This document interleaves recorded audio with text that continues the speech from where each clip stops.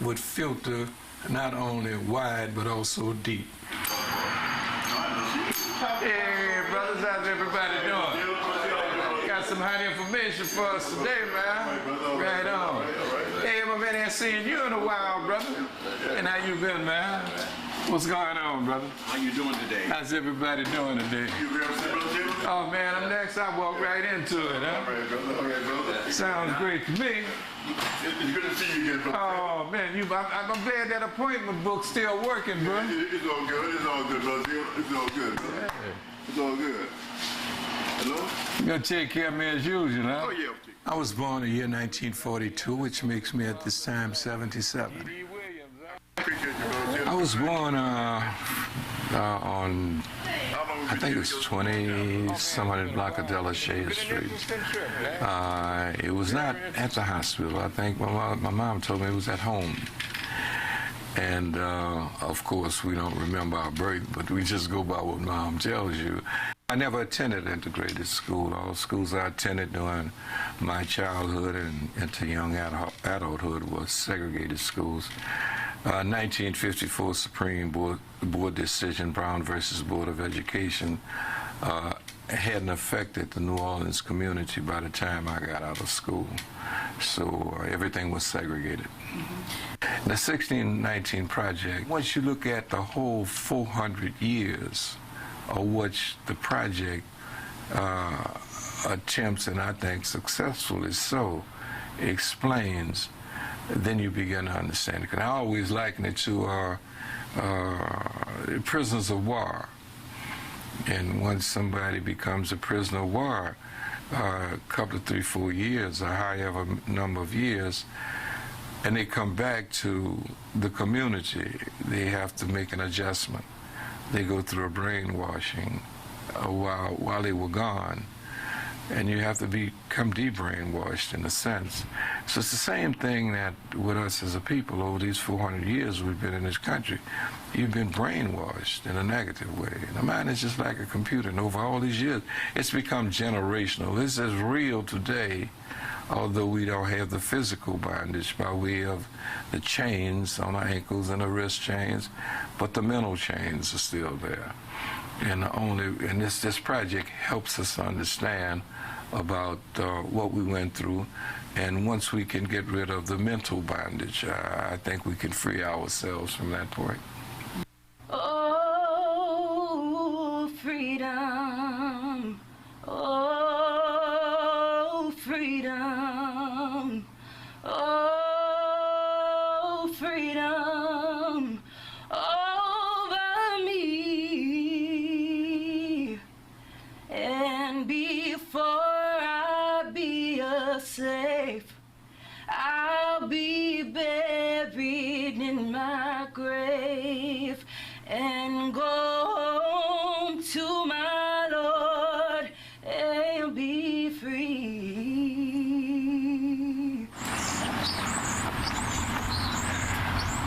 Good morning, ladies. Good morning. How are you? We're headed towards where my wife attends the Senior Citizen Center at, and it's located in Greytown, and there's a lady there that has attained the age of 95 years old that should be of age and should be a very interesting person to talk to. Let's go down the Jordan and be baptized. It's a long way down, but I'm sure to go. My name is Helen Lee. I'm 95 years old. I was born 1924. Where were you born? Born in Louisiana. When I first came down here, it was right nice. But now, since the storm, it has changed. It left everybody had to, till we got kind of situated in place. But then it straightened out and we lived right nicely after that. Greytown is, it improved and then it deproved, if that's the right word. I don't know if that's the right word, deproved. Well, the school for me was good. Well, that's way back. We had pot belly stove, then and we had school teachers that was very nice, understanding, and we had, well, we didn't have much books then, but we will we'll alternate our books. I have a book, I'll give it to my friend to read, and she'll give it to her friend to read, then it come back to me, because it was my book, because that was my book, because we used to buy our own books then.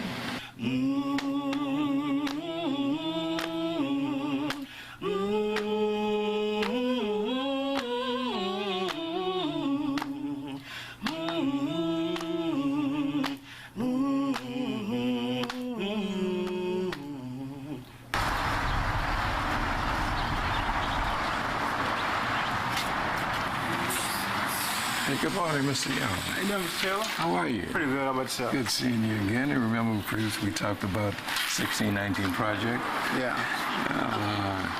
At this time, I'm here to pass them out. I'm just enthused about this project. Give them a sense of true pride. Let me introduce you to my class.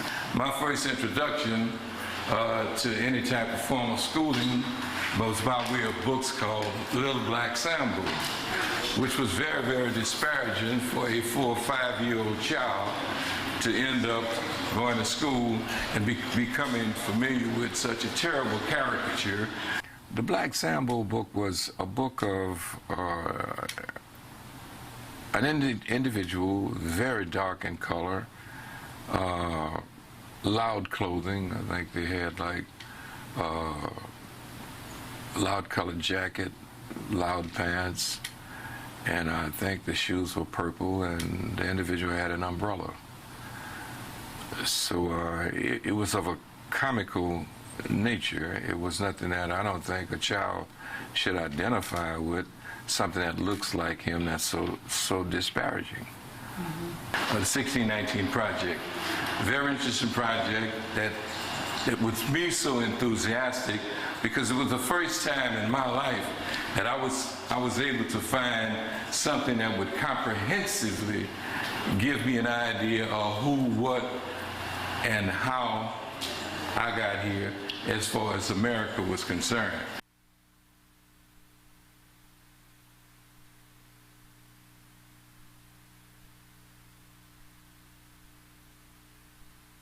We have to read this information and make it a part of us. We have to wear this information, because once we take in this information, wear this information, then you start finding a true sense of pride and a true sense of self-worth.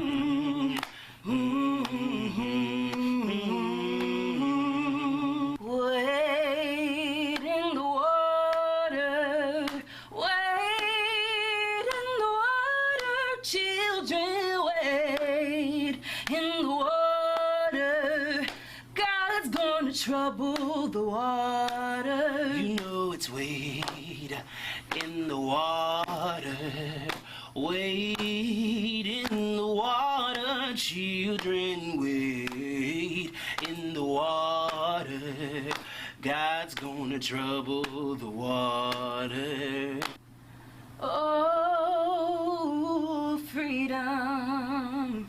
Oh, freedom. Oh, freedom over me.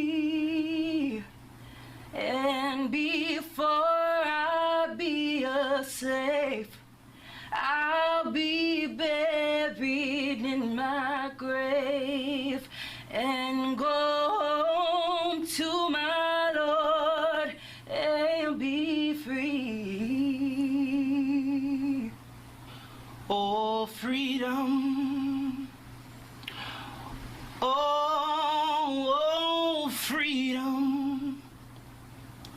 Oh, freedom over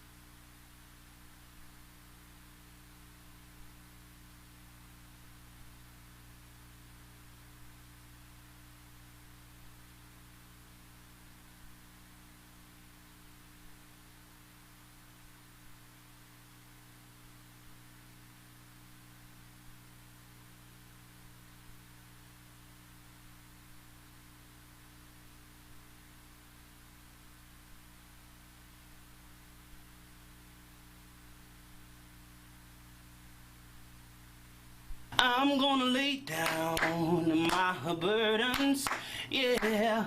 Down by the riverside, down by the riverside, down by the riverside. I'm gonna lay down my burdens, yeah. Down by the riverside, steady, steady war no more, steady war no more. Oh, I'm gonna lay down my burdens, yeah. Down by the riverside, down by the riverside, down by the riverside. I'm gonna lay down my burdens, yeah. Down by the riverside, steady, steady war no more, steady war no more. In my search, I obtained this magazine to get it into the hands of people that ordinarily I felt would not get a hold of it. And that's by way of everyday people that I used to, are still where I go to get my hair cut at. Some of the people that I know that hang out at some of the places that we may have lunch at. Also, some of the senior citizen centers, where everyday people are who probably aren't even aware of the project, that I thought I'd make sure that this magazine would filter not only wide but also deep. Hey, brothers, how's everybody doing? Got some hot information for us today, man. Right on. Hey, I've been here seeing you in a while, brother. And how you been, man? What's going on, brother? How you doing today? How's everybody doing today? You very simple, Oh, man, I'm next. I walk right into it, huh? All right, brother. Okay, brother. Sounds great to me. It's good to see you again, brother. Oh, man, I'm glad that appointment book's still working, bro. It's all good. It's all good, brother. It's all good, brother. It's all good. Hello? You gotta take care of me as usual, huh? Oh, yeah. I was born in the year 1942, which makes me at this time 77. Appreciate you, brother. I was born on, I think it was 20-some block of Delashade Street. It was not at the hospital. I think my mom told me it was at home. And, of course, we don't remember our birth, but we just go by what Mom tells you. I never attended integrated school. All schools I attended during my childhood and into young adulthood were segregated schools. 1954 Supreme Board decision, Brown versus Board of Education, hadn't affected the New Orleans community by the time I got out of school. So everything was segregated.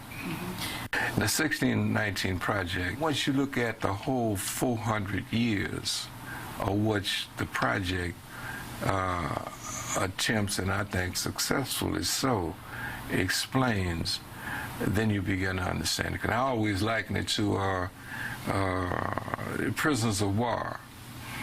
And once somebody becomes a prisoner of war, a couple of 3, 4 years, or however number of years, and they come back to the community, they have to make an adjustment. They go through a brainwashing while they were gone, and you have to become de-brainwashed in a sense. So it's the same thing that with us as a people over these 400 years we've been in this country. You've been brainwashed in a negative way. And the mind is just like a computer, and over all these years, it's become generational. This is real today, although we don't have the physical bondage by way of the chains on our ankles and the wrist chains, but the mental chains are still there. And this project helps us understand about what we went through, and once we can get rid of the mental bondage, I think we can free ourselves from that point. Oh, freedom. Oh, freedom. Oh, freedom over me. And before I be a slave, I'll be buried in my grave. and go home to my Lord and be free.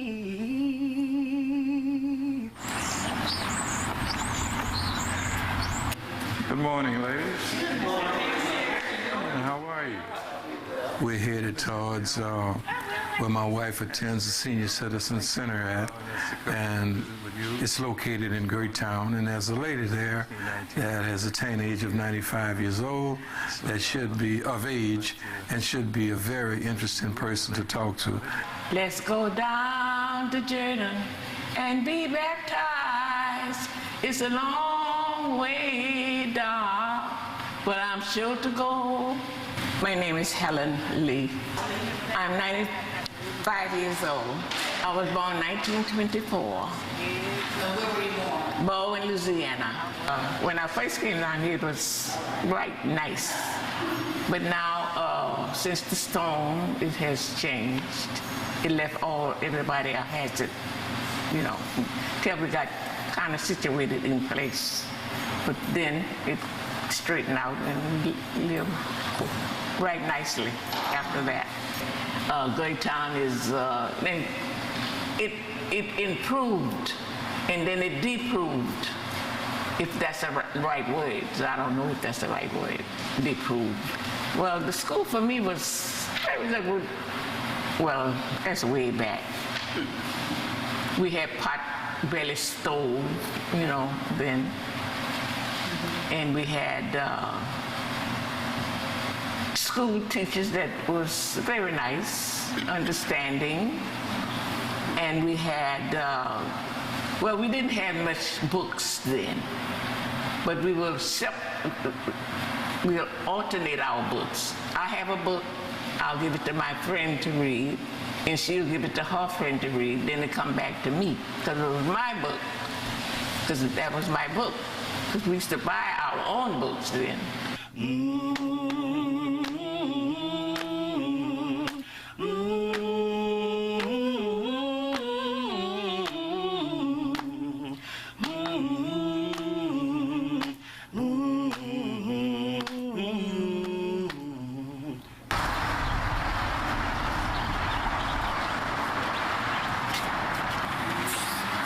Hey, good morning, Mr. Young. Hey, Mr. Taylor. How are you? Pretty good. How about yourself? Good seeing you again. And remember, previously we talked about 1619 project. Yeah. At this time, I'm here to pass them out. I'm just enthused about this project. Give them a sense of true pride. Let me introduce you to my class. My first introduction to any type of formal schooling was by way of books called Little Black Sambo, which was very, very disparaging for a 4 or 5-year-old child to end up going to school and becoming familiar with such a terrible caricature. The Black Sambo book was a book of an individual, very dark in color, loud clothing. I think they had like loud colored jacket, loud pants, and I think the shoes were purple, and the individual had an umbrella.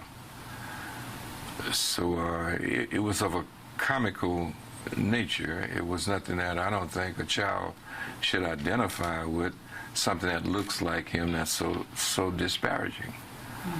The 1619 project, very interesting project that was me so enthusiastic because it was the first time in my life that I was able to find something that would comprehensively give me an idea of who, what, and how I got here as far as America was concerned.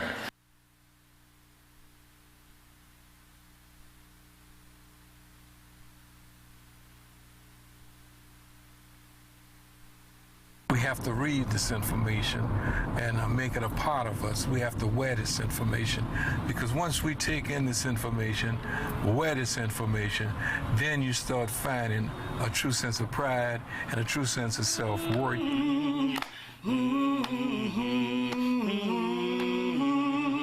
Wade in the water, wade in the water, children, wade in the water. God trouble the water. You know it's wade in the water. Wade in the water, children, wade in the water. God's gonna trouble the water. Oh, freedom. Oh, freedom. Oh, freedom over me. And before I be a slave, I'll be buried in my grave and go home to my Lord and be free. Oh, freedom. Oh, freedom. Oh, freedom over me. And before I be a slave, I'll be buried in my grave and go home to my Lord and be free.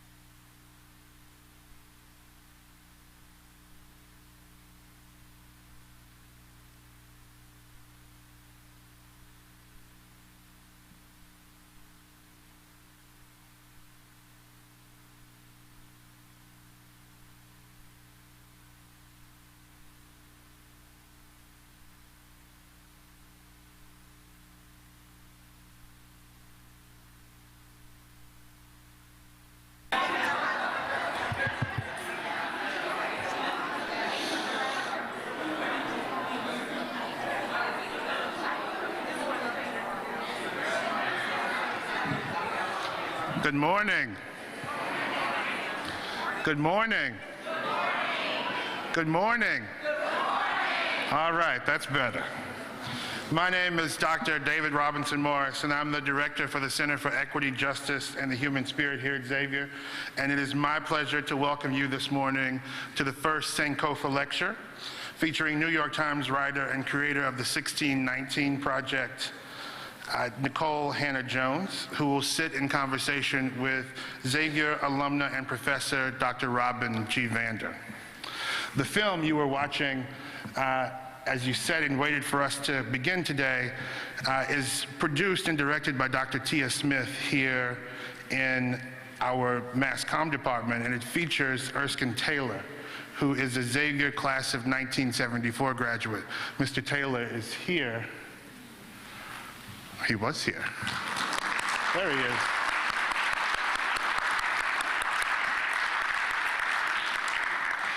And when Mr. Taylor found out that his alma mater was a distributor of the New York Times 1619 special edition magazine, he made it his mission to secure magazines, to distribute magazines to citizens in the community, and the documentary follows him along this journey.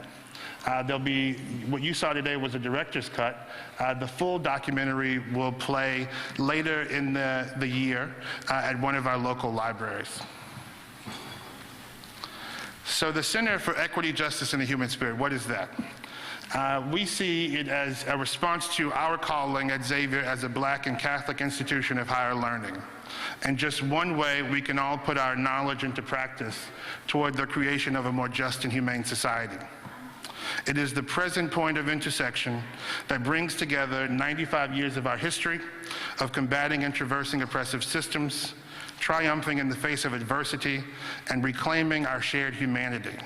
But not only that, of also educating human beings, whole human beings, who go out into the world ready to do justice always and in all ways. Just over a year old, we've centered our work on 3 areas of great importance to marginalized communities all over the globe. They are educational equity, criminal justice reform, and environmental justice. Now, as we begin every center event, we will begin with a reading of the center's Sifa, or Song of Praise, which sets the intention for our time together and in communion with one another. It's also important to acknowledge the indigenous peoples whose land we now sit on and have colonized today. I'll begin with the reading of the Sifa. As we journey toward inclusive excellence, may we uphold the dignity of all human beings, work in every occasion to seek greater understanding, and practice love, deep and difficult, during our time together. We welcome all and extend to one another grace unmerited. May we always remember the giants on whose shoulders we stand, the ancestors who have gone before us and dreamed us into being. May we be ever inspired by their courage and reminded that service is more important than success. Community is more important than narrow self-interest. People are more important than possessions, and principle is more important than power. May whatever we do and who we endeavor to become be shaped by a commitment to equity, justice, and uplifting the human spirit. May we use our knowledge to work with and for the community, to disrupt systems of oppression and to uplift the human spirit wherever we find it diminished. May equity be our aim and justice our guiding virtue. May we and our children and our children's children carry forth with pride the tradition of excellence, social justice, and collective action with patient trust. To the Creator, the great Spirit that speaks us into being, we thank you. And we call you to enter where you already abide. When our work together is complete, at peace we will rise with purpose. Fearing nothing, we press forward. May the ancestors guide us, and St. Catherine Drexel pray for us. Ashe. Ashe. Ashe. All right. As a university community, we've been engaged in a deep reading of the 1619 Project. We began with the reading of NIKOLE Hannah-Jones's Idea of America with a dialogue facilitated by Dr. Tia Smith. The following week, we engaged with Matthew Desmond's Capitalism, led by Dr. Charlene Senegal-DeQueer. Drs. Marcus Cox and Stephanie Grant led us in a discussion on Brian Stevenson's article on mass incarceration. And Professor Ron Bechet discussed with us Hope, a photo essay, where we discussed the power of education and the creative as a means of resistance and a practice of freedom. In each of the articles in the project, I'm reminded that a nation is indeed a choice, and it can choose to be otherwise. Even more, I'm filled with pride. Pride in the strength and resiliency of the ancestors who endured, dreamed, and prayed us into being. As NIKOLE Hannah-Jones writes on page 88, Still more than any written record, today's nearly 44 million Black Americans are themselves the testimony of the resilience of those who were enslaved, of their determination to fight and survive so that future generations would have the opportunities they never would. The story of Black America is one of tragedy and triumph. Most assuredly, all of us sitting here today in this room represent nothing less than our ancestors' wildest dreams. Now, enough babble from me. We'll move on to the main attraction, who you really came here to see today. And I'll read briefly the bios of Dr. VANDER and NIKOLE Hannah-Jones. And as I read their bios, I'll ask them to come up. Dr. Robin G. VANDER is Associate Professor of English and African American and Diaspora Studies and co-founder of the university's Performance Studies Laboratory and a contributing editor to the Xavier Review, one of the longest and continuously published journals of any HBCU press. And just last month, she agreed to serve as director of the Xavier Women's Studies program. As an interdisciplinary scholar whose training is situated at the intersection of literature, performance studies, ethnography, and African diaspora studies, her research and teaching explore the experiences of people of African descent worldwide, with particular emphasis on issues of social justice. Along with Drs. Ross Lewis and Lisa Flanagan, she is co-founder of the university's Performance Studies Laboratory, where students are trained in theory and practice of embodied scholarship.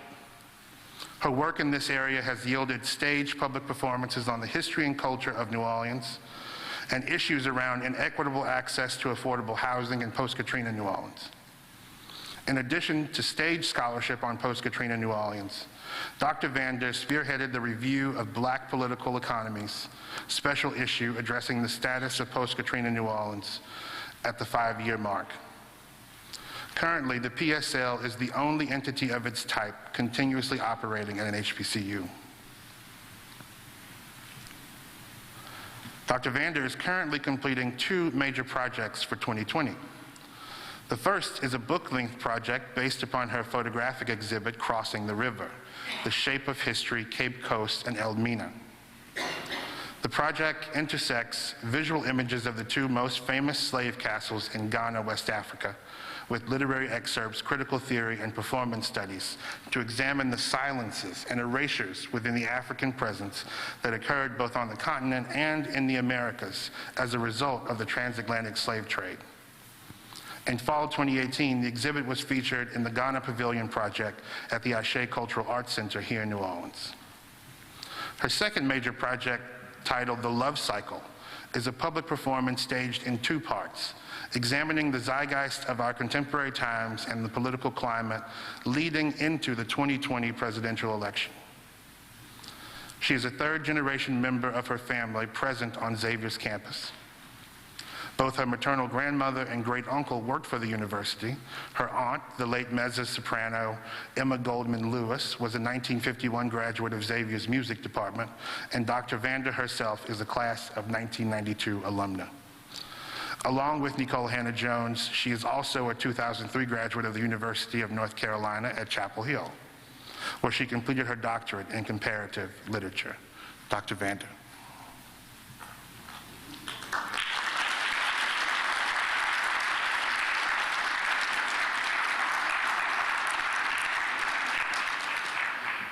NIKOLE Hannah-Jones covers racial injustice for the New York Times Magazine and has spent years chronicling the way official policy has created and maintains racial segregation in housing and schools. Her deeply personal reports on the Black experience in America offer a compelling case for greater equity. She has written extensively on the history of racism, school resegregation, and the disarray of hundreds of desegregation orders, as well as the decades-long failure of the federal government to enforce the landmark 1968 Fair Housing Act. She is currently writing a book on school segregation called The Problem We All Live With, to be published on the One World imprint of Penguin Random House. Her piece, Worlds Apart, in the New York Times Magazine won the National Magazine Award for Journalism that illuminates issues of national importance, as well as the Hillman Prize for Magazine Journalism. In 2016, she was awarded a Peabody Award and George Polk Award for radio reporting for her This American Life Story, The Problem We All Live With. She was named Journalist of the Year by the National Association of Black Journalists and was also named 2009's the Root 100, as well as Essence's Woke 100. Her reporting has also won Deadline Club Awards, Online Journalism Awards, the Sigma Delta Chi Award for Public Service, the Fred Hechinger Grand Prize for Distinguished Education Reporting, and the Emerson College President's Award for Civic Leadership, and was a previous finalist for the National Magazine Award. Hannah Jones co-founded the Ida B. Wells Society for Investigative Reporting with the goal of increasing the number of reporters and editors of color. She holds a Master of Arts in Mass Communication from the University of North Carolina and earned her BA in History and African American Studies from the University of Notre Dame. For the Institute for Advanced Journalism Studies, she investigated social changes under Raul Castro and the impact of universal health care on Cuba's educational system. She was selected by the University of Pennsylvania to report on the impact of the Watts riots for a study marking the 40th anniversary of the Kerner Commission report. Along with the New York Times, her reporting has been featured in ProPublica, The Atlantic Magazine, Huffington Post, Essence Magazine, The Week Magazine, Grist, Politico Magazine, and on Face the Nation, This American Life, NPR, The Tom Joyner Morning Show, MSNBC, C-SPAN, Democracy Now!, and radio stations across the country. Try saying that fast. Among her many awards and accolades, Nikole Hannah-Jones was named a MacArthur Genius Grant Fellow, one of only 24 people chosen globally for reshaping national conversations around education reform, and for her reporting on racial resegregation in our schools. This is the latest honor in a growing list. And most importantly for us, Nikole Hannah-Jones is an honorary degree recipient from Xavier University of Louisiana. Please.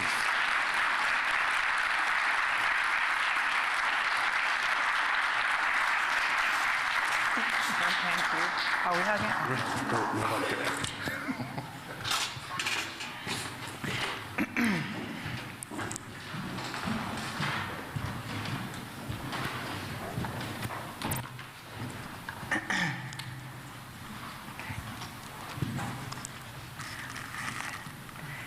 Hey, I just want to, hey everyone.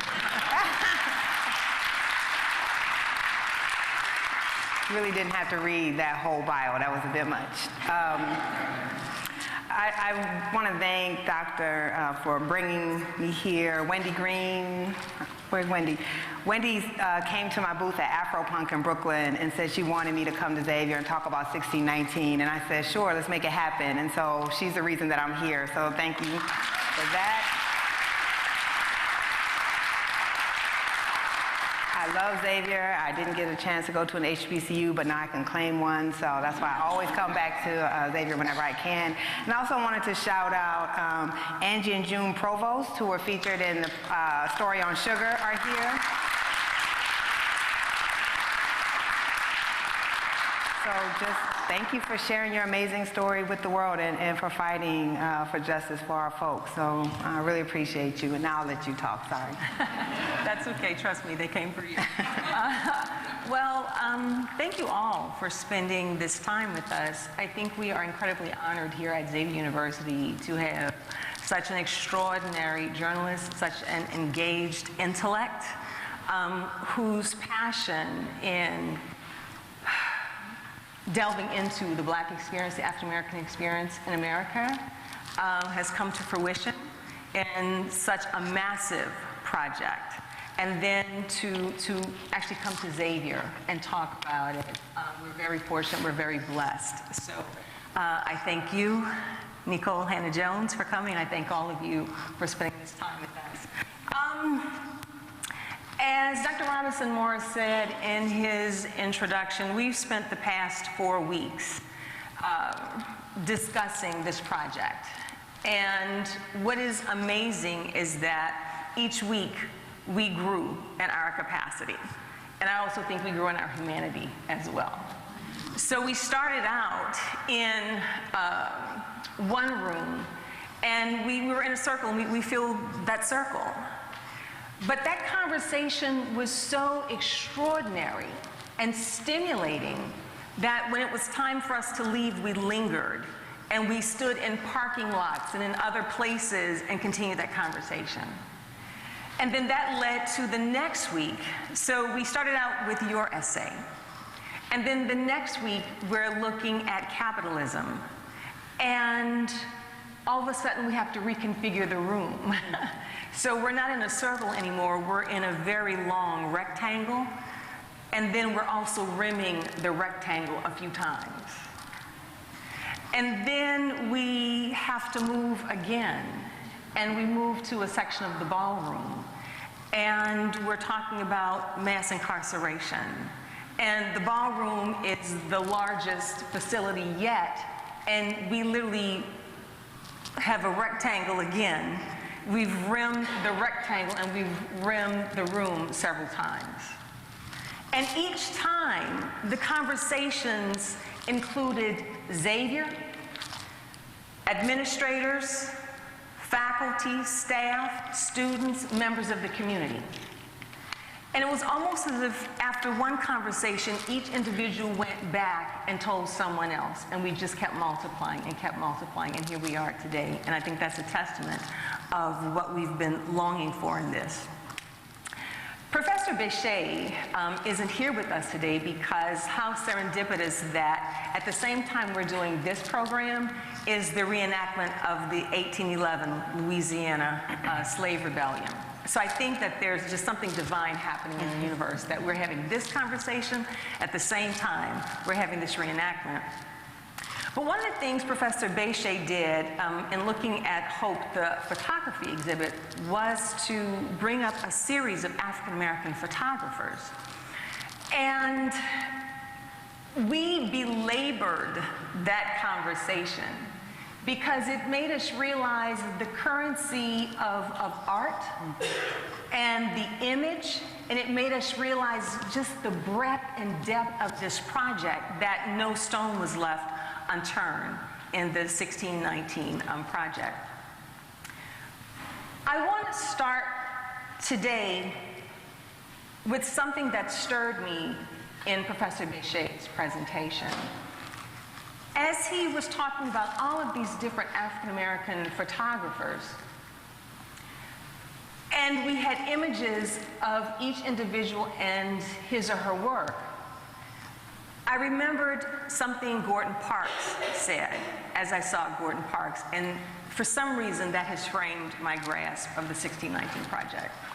I'm going to paraphrase it. Gordon Parks, at some point, and this is a famous quote, you can find it, he talks about the restlessness in himself, and that at some point he gives himself over to the restlessness, that he will explore every toolbox, every area of himself in order to just be in the world and be this person he knows himself to be in the world, be this photographer who's chronicling the Black experience.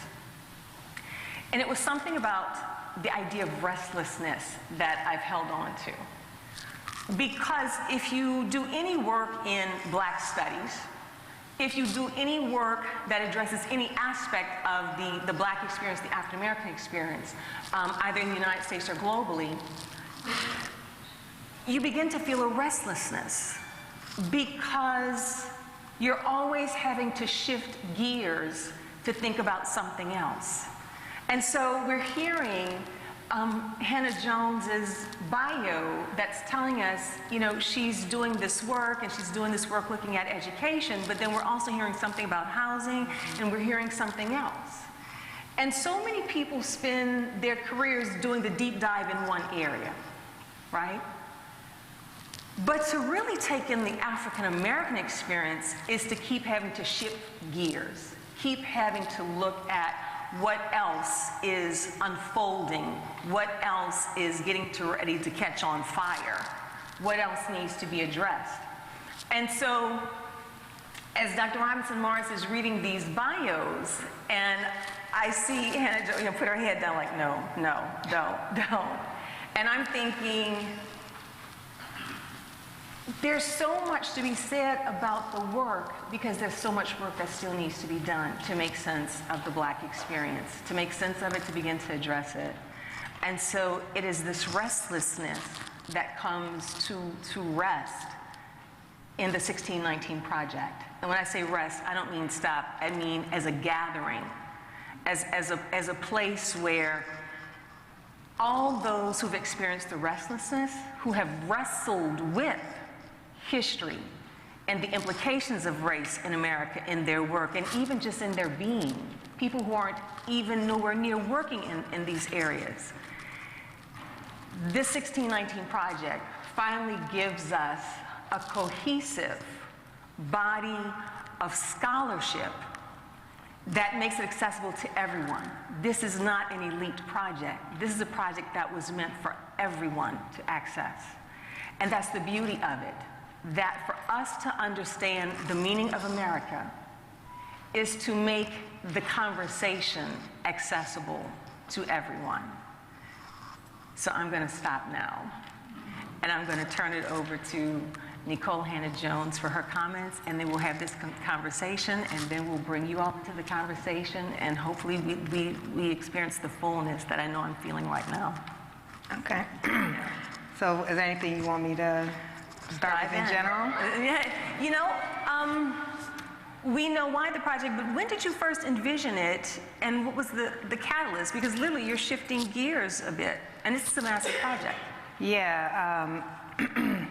So the longish answer is the seeds for the project were sown when I was a high school student.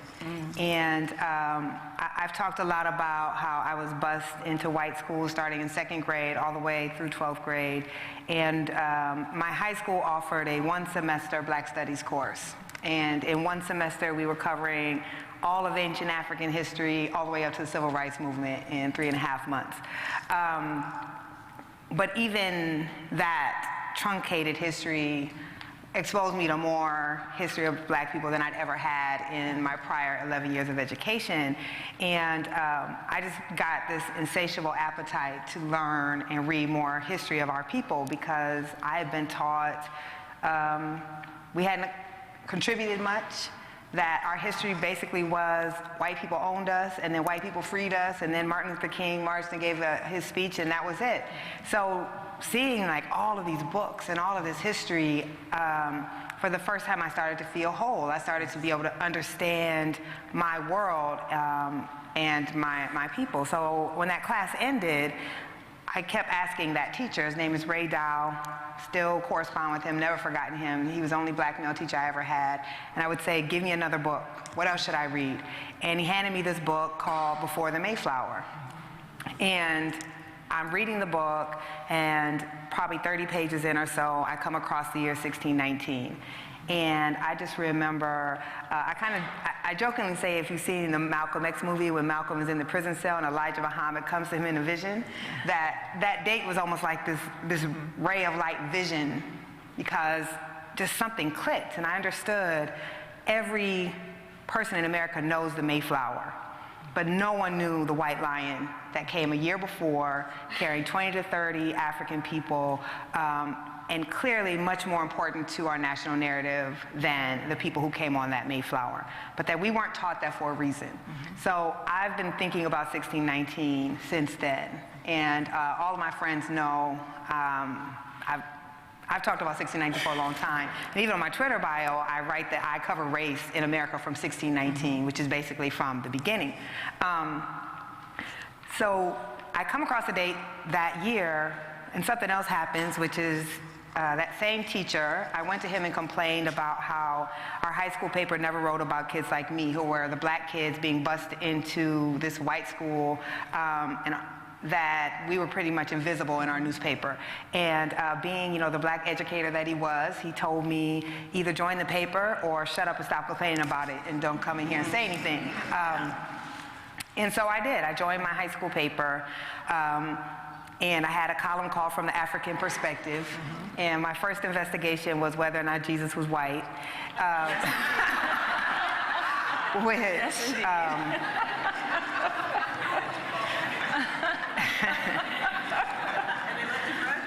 They did. Right. I couldn't prove that he was black for sure, but I certainly could prove he wasn't white, which was kind of the point of the interrogation anyway.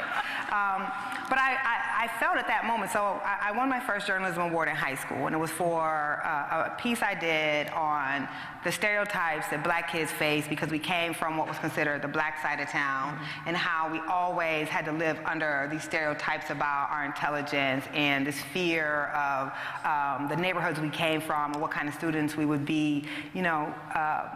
I was a kid that the white parents were afraid to have in their school, but I was smarter than all their damn kids. Yes. So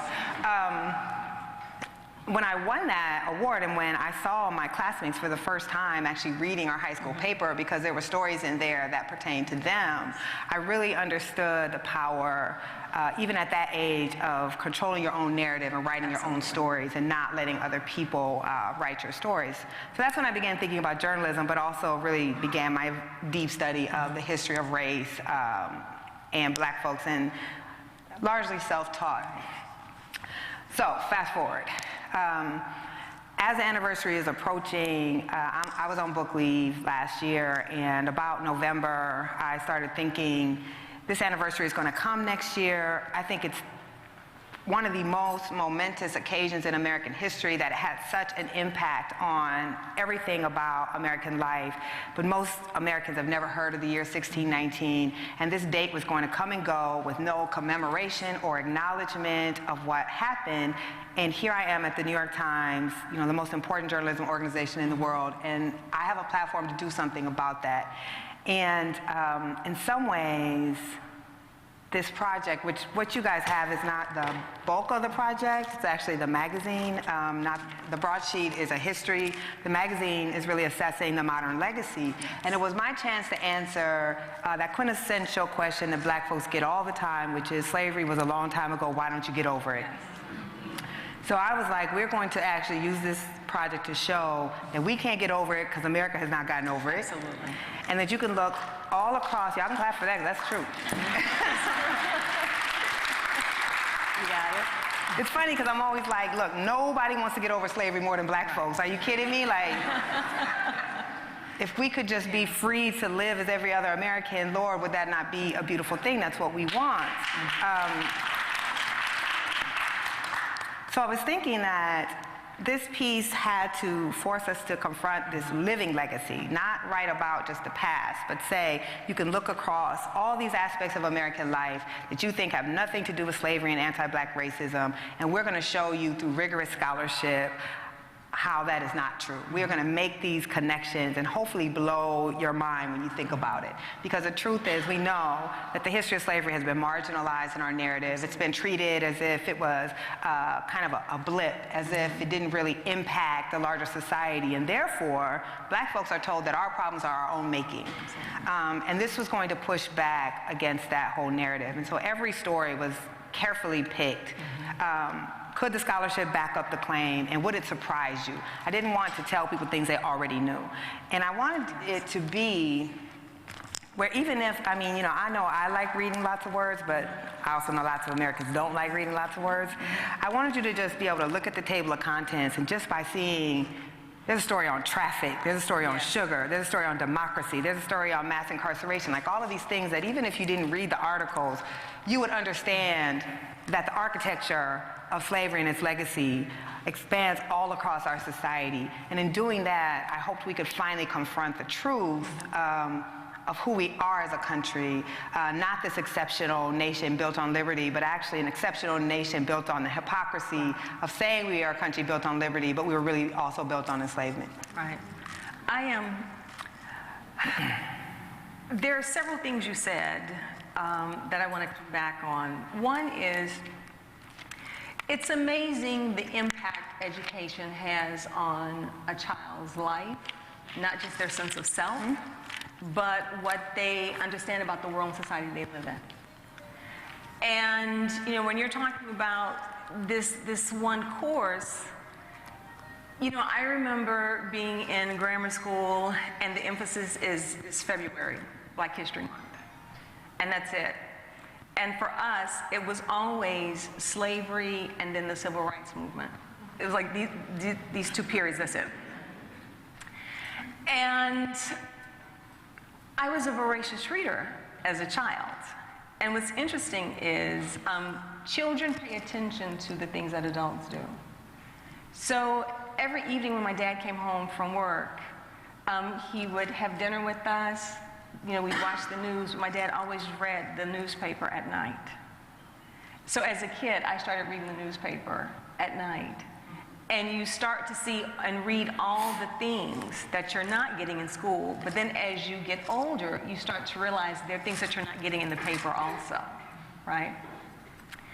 And it's this curiosity that gets planted that you go in search of that information so that you're either self-taught or you start to find those individuals, those teachers, those professors who see you, they honor you, and then they start to give you information that helps you to grow. And so you see the trajectory of that, and I see that in the 1619 project, the way this project is constructed, and the platforms it has created so that, if we don't have hard copies, if we have access to the internet, we have access to this information, and information is powerful. I was telling Dr. Robinson Morris, which is so weird, I keep saying Dr. Robinson Morris, I always was calling David. This is my third public conversation about slavery in 3 years, and it wasn't planned. And in the first conversation, it was about institutional racism as a legacy of slavery. And someone asked, why is it that the information is so limited in terms of what African Americans have contributed to this country? And why is it that we don't have that history that predates slavery in America, right? And, I had to sit for a minute and I thought part of it is an ignorance, but an ignorance born out of a fear. And it is a fear that to really open the playing field where there are equitable opportunities to be in the world, to exist in the world, then that means everyone has to show up and show who you are. And what we know about the legacy of slavery is that it disproportionately, unrelentingly shifted the paradigm and the emphasis towards whiteness, and this inability to wrestle, and there we go again with that idea of wrestling, to wrestle with your own individual potential, the capacity for you to compete, to show who you are. Because if you're really paying attention to the narratives always put people of African descent in negative light. They always put people of African descent as the problem. And throughout the 1619 project, that paradigm, that discourse shifts to look at the problem is not our blackness.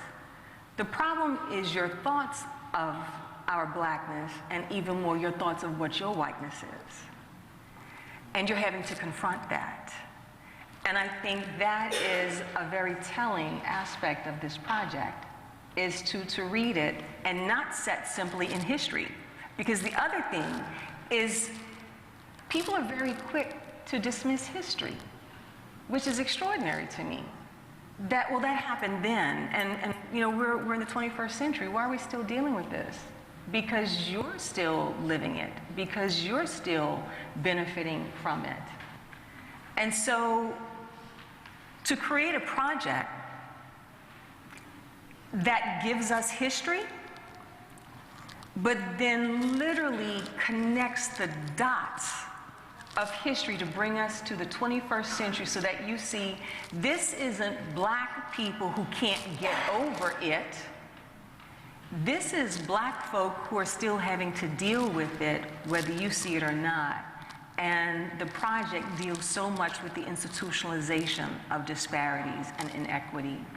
And I think that is a telltale turning point in the larger conversations we've had about the black experience in America, is to yes, privilege history.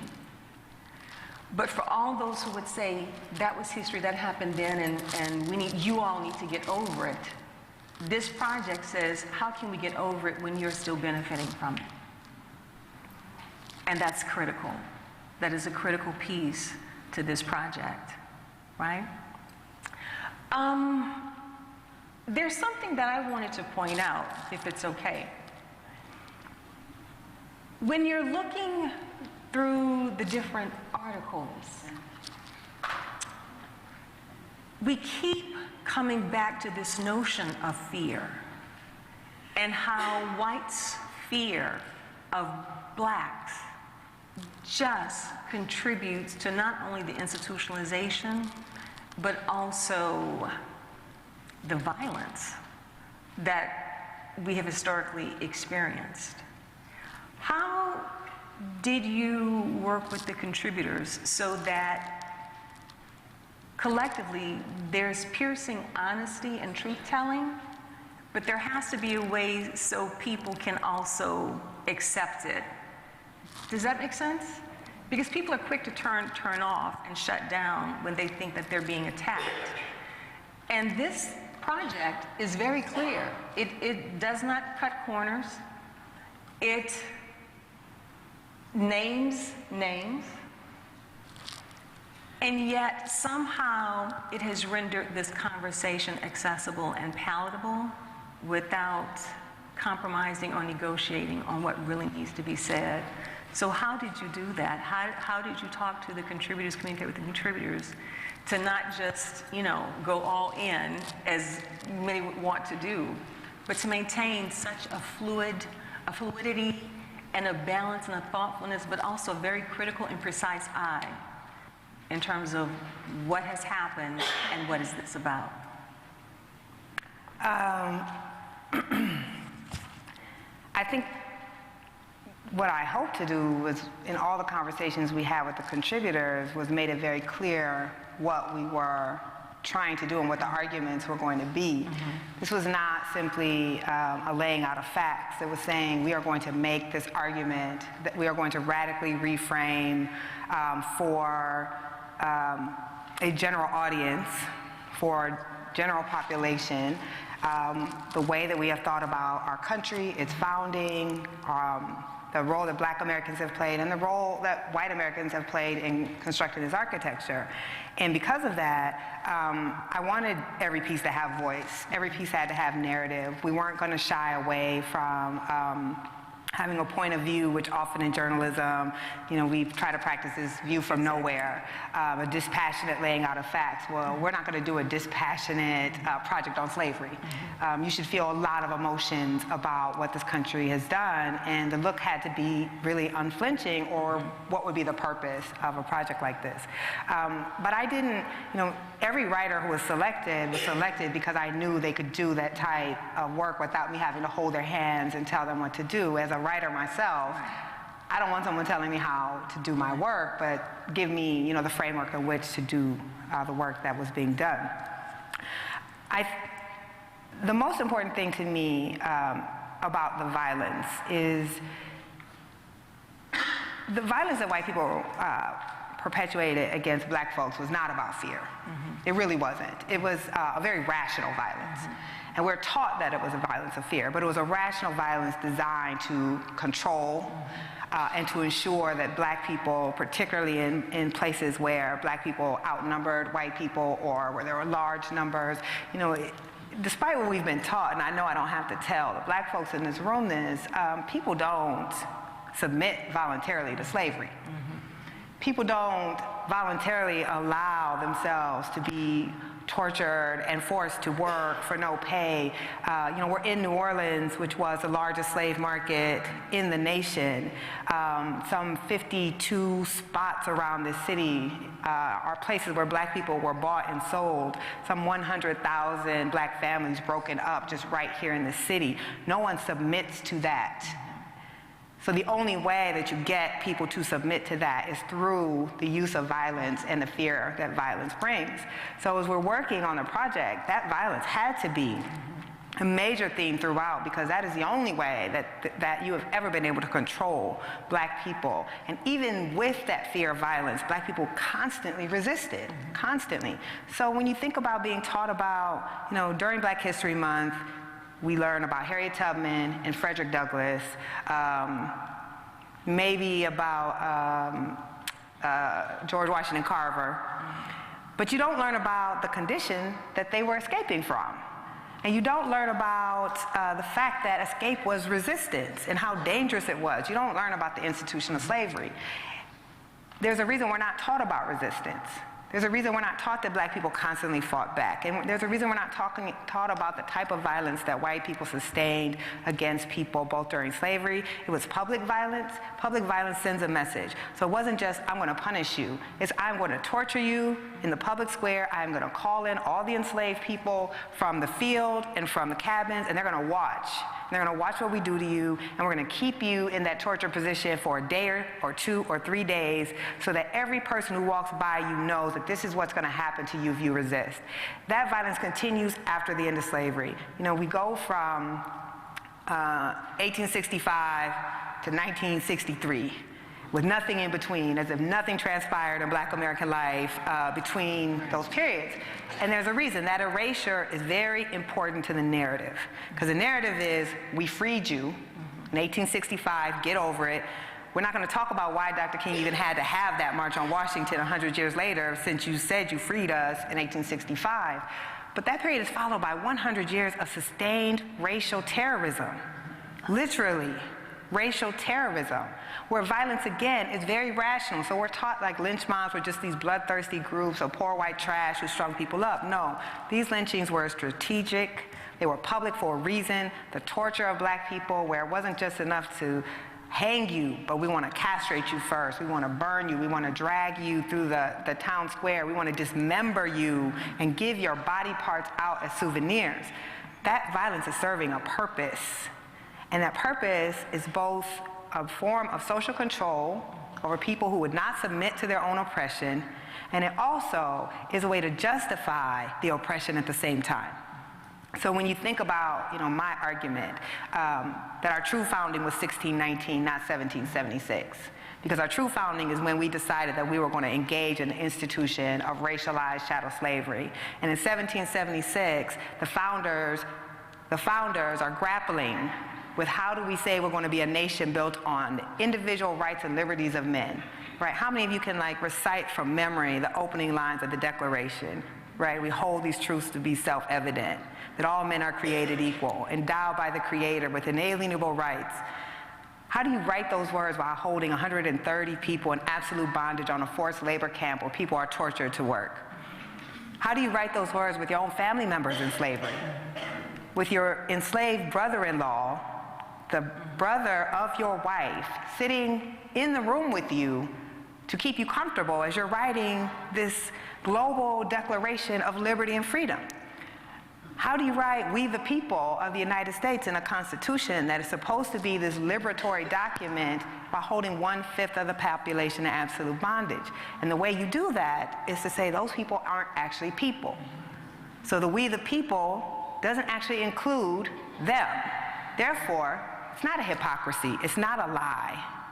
Because these documents are only for fully human beings who are citizens of this country. And therefore, black people are not human, and they will never be citizens. And when the Supreme Court rules in the Dred Scott decision, it rules that black people are a slave race. Not that black people, that if you are enslaved, you can't be a citizen, but by virtue of you being black, you are part of a slave race and therefore could never be citizens of the country of your birth. So the violence is what justifies that. Because when you dehumanize through violence, the type of violence, you wouldn't kill an animal by castrating an animal, burning it alive, dismembering it, torturing it. You would not do that. So the fact that you would do that type of particular violence on human beings justifies, see, they're not human, because you wouldn't do this to a human being. And after the end of slavery, you can't say that people are not human, that they are so subhuman that you can sell their children away from them on the auction block, that it is not illegal to rape an enslaved woman because she is not a woman who has a right to her own body, that it is not illegal to murder an enslaved person, and if you do, you have to pay the owner for damaging the owner's property, but there is no legal recourse for the enslaved person. And then on the day of freedom, say, actually, you guys are all human just like we are. You have to keep up that lie. So once black people are emancipated, you still have to treat us as subhuman, because you can't suddenly give us our humanity and justify why you enslaved us in the first place. So it is the keeping up of that lie so that we could live with our founding hypocrisy that you continue this violence. I mean, the most, I don't have to tell the black people in this room, right? The most disgusting and disturbing and really sociopathically violence on black people, because that's the only way you could justify the original sin. That's a history we can't deal with. And so what we've done is say, oh, it was only about the backward South, as if the entire country didn't engage in the practice of slavery, all 13 colonies, Michigan, Indiana, Illinois, right? We can pretend that the South is not representative of America, but the abolitionist white North is, even though the abolitionist white North profited off of slavery, so much so that New York City wanted to succeed with the South because all of its financial systems were based on mortgaging, collateralizing, insuring enslaved people, and selling enslaved grown cotton. All of this truth has to be obscured so we can deal with our lie. And there's a range of scholarship from black scholars that actually argue it is at the moment of independence when we can no longer blame England for slavery, when we have to accept the sin as our own, that you see the hardening of the caste system and the ideology of black inhumanity, because now we have to justify how we start a new nation based on freedom while enslaving other people. So the project isn't arguing that slavery is unique, though chattel slavery was, racialized chattel slavery was unique to the world. But what was unique about America was no other country was founded on individual liberty and enslavement at the same time. And we all know, none of us want to be reminded of our sins. And we will do a lot to hide our sins. And so we are a nation that the way that we've hid that sin is to marginalize, degrade, demean black people, and try to still control us through depriving us of the ability to get a quality education, depriving us of the ability to live in quality neighborhoods. That is all ongoing. And that desire to erase that is still ongoing. And this project was really trying to force a confrontation of this reality to people who have learned probably, 2 paragraphs about slavery their entire lives, who have not had to make any of these modern day connections to confront that, but also for black Americans. So people ask me, who did I write this project for or create this project for? And I really say I created the project for Americans, period. I don't care if you're white, black, if you're Asian, Latino, Native, if you just got here yesterday or you've been here for generations. This is a project that helps you understand your country. But for black people in particular, who have always been taught from the moment we take a breath that we are a problem. We are problematic to this country, that we are problematic people. We are a problem that needs to be solved. For us to be able to say, actually, we have never been the problem in this country, ever. And in fact, we have been the solution in so many ways that our fight, our resistance is the only thing that gives us as much democracy as we have. And to place those who have been at the bottom, at the actual center of the American story, to me that is the most fulfilling aspect of the project, is that we don't have to feel the sense of shame that this country wants us to feel, and we don't have to feel that we can't claim the country of our birth as our own, because no one has a greater right to it than we do. Absolutely. Absolutely.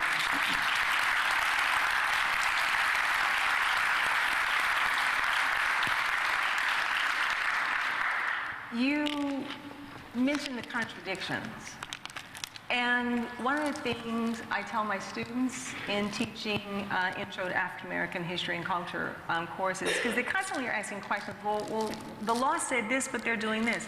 And I said, the only thing that's consistent are the contradictions that continuously happen, right?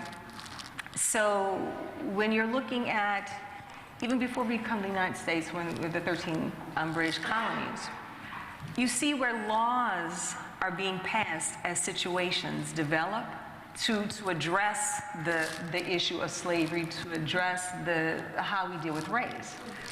So over time, you have where, you know, we institutionalize by law illiteracy. We institutionalize not being able to congregate and communicate. We change where over time children take the status of their mothers, not their fathers, right? And part of the contradiction was that, you know, we said all of these things that, you know, it was illegal because this was a Christian nation, that it was immoral for a white to have relations with an African or a Negro or colored, you know, as the terminology shifts. But yet you have this growing population of mixed race babies that are complicating that color line between black and white, free and enslaved. And so the laws change, right? So it's in public we said one thing, in private we did something else. But as the proof of what we were doing comes to light, we have to, you know, keep changing the laws and whatnot. So you had these contradictions that occurred. You also then had, in terms of that violence and that fear, you had the social conditioning that took place, not simply in, you know, how we look at the responses, the very violent responses to slaves wanting their freedom, slaves wanting to affirm their humanity. Resistance is a way to affirm your humanity, right? And so resistance can be these very large-scale acts that are clearly identifiable, but also these very subtle things, right? Where slaves might have had work slowdowns. You had where slaves engaged in acts of truancy. So they didn't run away, but they might have just walked away from the plains, like, I need to walk away from this. And then they come back and they deal with the repercussions. You also had social conditioning in terms of religion, that once slaves converted to Christianity, you know, we had this narrative of what is a good slave, you know, and if you believe in the tenets of Christianity, then you believe in heaven. And heaven means, you know, a certain obedience. And so there's this constant social conditioning that's taking place. But again, the violence is always there. And you're so pitch perfect on it when you talk about the unrelenting violence, because even after slavery, even after Reconstruction, if anyone's familiar with the Without Sanctuary project, it's difficult to watch. So when you're talking about lynchings, lynchings weren't simply violent means to put down blacks who did not know and understand or maintain their place. At times, these became spectacles. They were social events where people literally took pictures and made them into postcards and literally sent these off to relatives. And that's very telling about us as a nation, that if we talk about what is the problem, who is the problem, and, you know, why can't Black Americans just get over it? It's these moments in history that we remember, collectively remember in our individual families, that remind us that we've not wrestled with this, we've not dealt with this. When you think about this 1619 project, then, one of the things is to look at where we are now in terms of the subtleties that we don't quite always pay attention to. One of the things you mentioned is housing. And, you know, here in New Orleans, in Louisiana, You know, we can look at very clear examples of the legacy of racism, the legacy of Jim Crow segregation. So we're looking at things such as inequitable access to housing, quality affordable housing. We're looking at how people bought into the American dream of home ownership only to find that their houses were built on landfills that really were Superfund sites that leached toxins into the water and into the soil and produced enormous rates of cancer in neighborhoods. And so, you know, and if it's happening in one place, it's happening across the spectrum. But it's that access to information that we don't always have, we have not always had, that allows these situations to perpetuate, to continue. The same thing we can look at, how many of you are aware of Mossville, Louisiana? Mossville, like 2, 3, 4, 5, a few. So this is one of the issues of how history keeps pushing us. So Mossville is a town founded by the descendants of former slaves. It's an African-American town here in Louisiana. And yes. And a few years ago, like within the last 5 years, there was a South African company, Cecil, that wanted to invest in building a refinery. And as it turns out, it was projected to be the largest foreign investment in history. That's how enormous this plant was going to be. And in order to build the plant, they had to calculate the number of emissions. And the emissions were astronomical.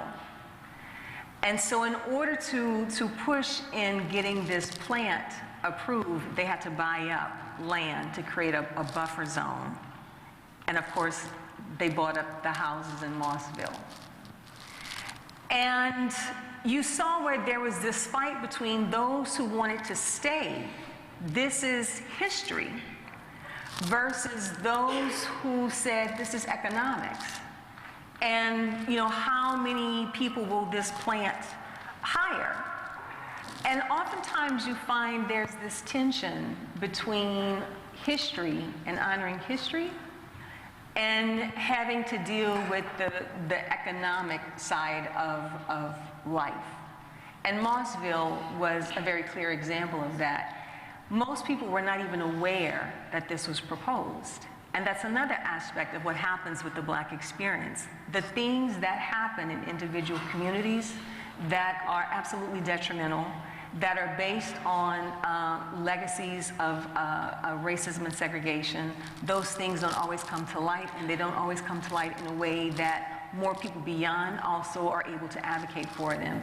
In the end, people did get involved, and so the project was scaled back. But I use that as an example to plug back into the different essays in the 1619 project that look at the ongoing disparities, that look at the ongoing injustices that happen in daily life that oftentimes we're not aware of. We're aware of the violence that takes place. We're very much keeping track of Black Lives Matter and those numbers.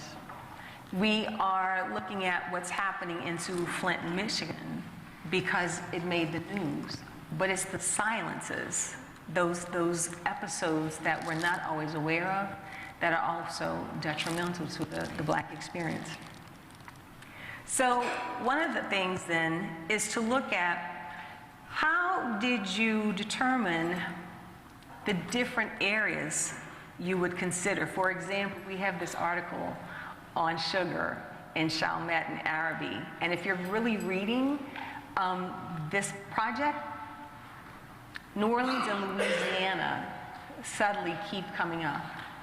And if you read history books, it's amazing how often New Orleans and Louisiana find itself written into the history books in terms of the Black experience, not just what happened and the violence and the oppression, but also the agency. there's tremendous agency within the African American community. So one of the things I wanted to ask was, in looking at the different places that are marked in the project, how did you all determine, and I know it was the individual authors, but to really be able to cover such a broad spectrum of the U.S. Was quite impressive. And we go from these exhaustive essays to essays like maybe the traffic jam in Atlanta that really is about 2 pages, but there's still such a wealth of information in that. You know, how did you all navigate that? I wasn't looking necessarily for geographic diversity in the project. I was looking for diversity of how can the different essays highlight different aspects of American life. So there were certain pieces that I knew had to be in the project. I knew there had to be a piece on capitalism, because we are actually taught that slavery was not profitable. That slavery was a backwards institution, that forcing people to labor for free for as many hours as you want them to was somehow not more profitable than free labor. Right. And you think about when you understand that history, the way that you're taught it, is about creating a common national memory. It is about creating a common unifying narrative. Then you understand the intentionality of what you're taught and what you're not, and how you're taught it. When you understand, as I kind of did when I took that first Black Studies course, that we were intentionally left out. And that it's not just about the facts that are portrayed, but the facts that aren't.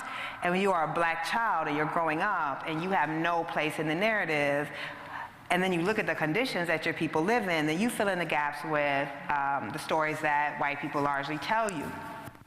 So a big part of this project was changing that focus of the narrative and filling in with actual facts, right? We don't think about that. After the end of the Civil War, immediately what white Americans wanted was reunification. We need to unify, and the one obstacle to that unification was Black people. We were the obstacle. We were the daily reminder of the nation's sin. And so there began this very intentional effort to pretend that slavery was benign, that it was marginal, to really obliterate our common understanding of that this was an economic engine, that the bodies of enslaved people treated as property were worth more than all of the factories and railroads in this country combined. Like, think about that.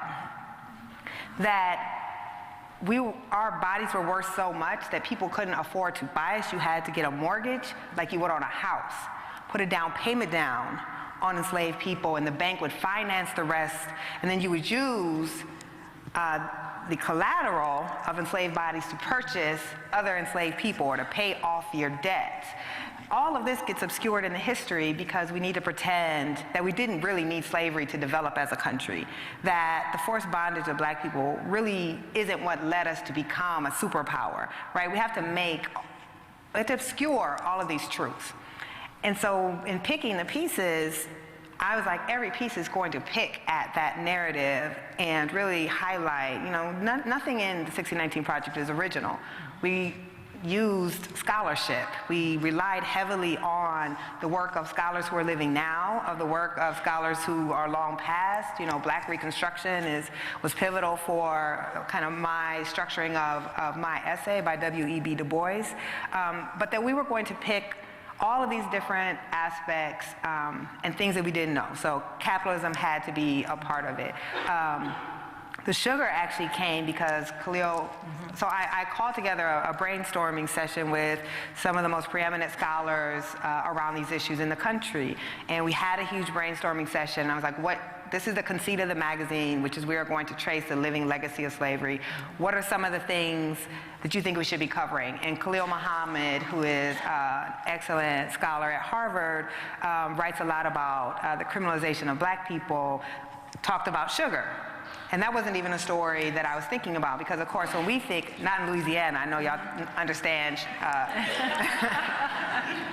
but outside of Louisiana, all we ever think about is cotton when we think about slavery, and not sugar. And of course, sugar was far more brutal than cotton, and the life expectancy of enslaved people in sugar could be 7 years. So he was like, let's talk about sugar. But the connection, of course, is we consume more sugar now than any other country in the world.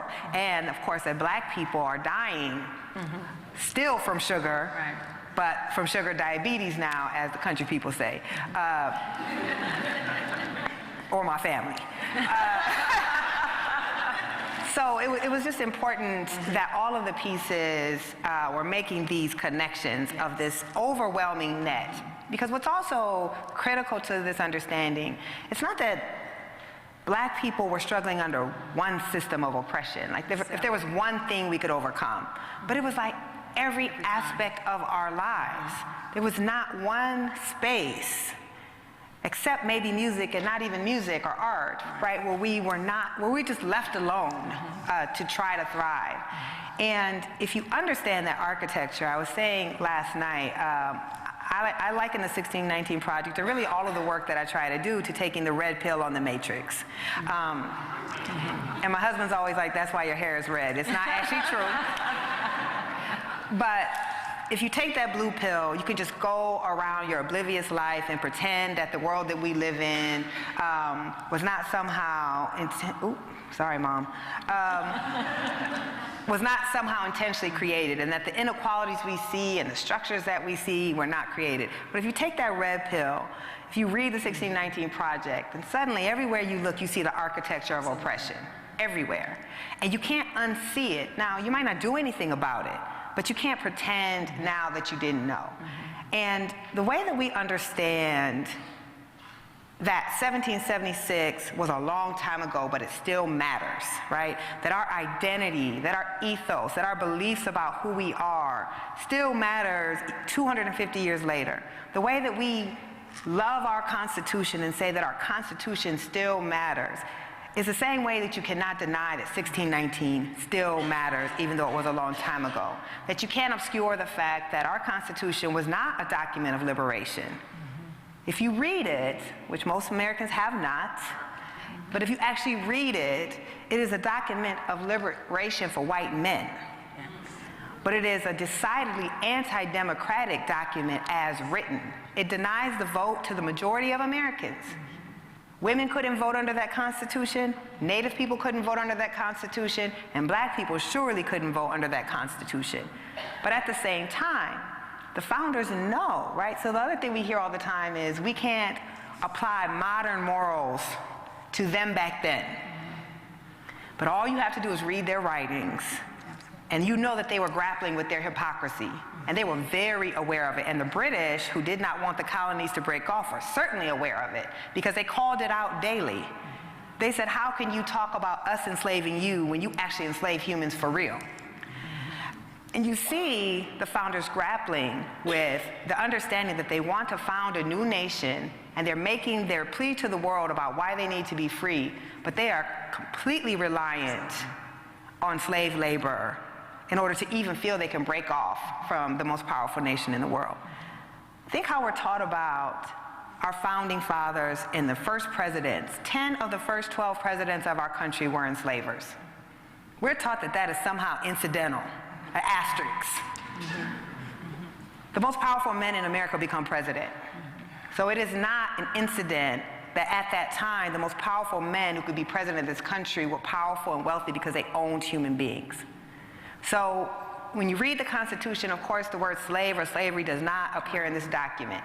They met behind closed doors to craft language that would allow them to codify and protect slavery without ever acknowledging that that's what they were doing. Because they knew you could not have this document about rights and individual freedom while acknowledging that you are going to deny that to other human beings.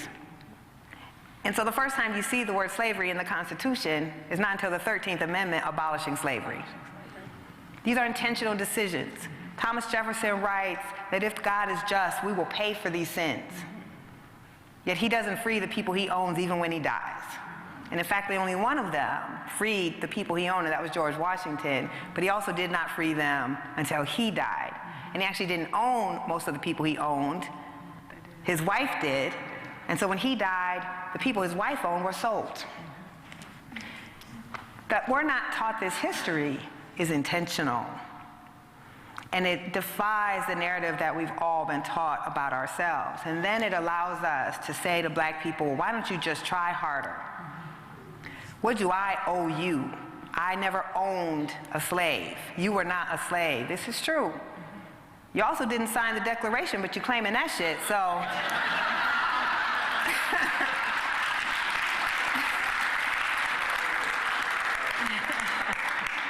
You know that.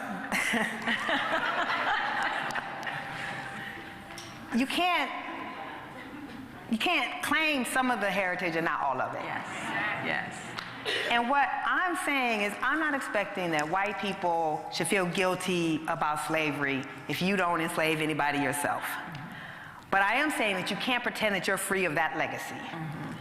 And you can't pretend that you're not benefiting today from that legacy. That's your work. Your work is not to apologize for slavery, though the federal government should.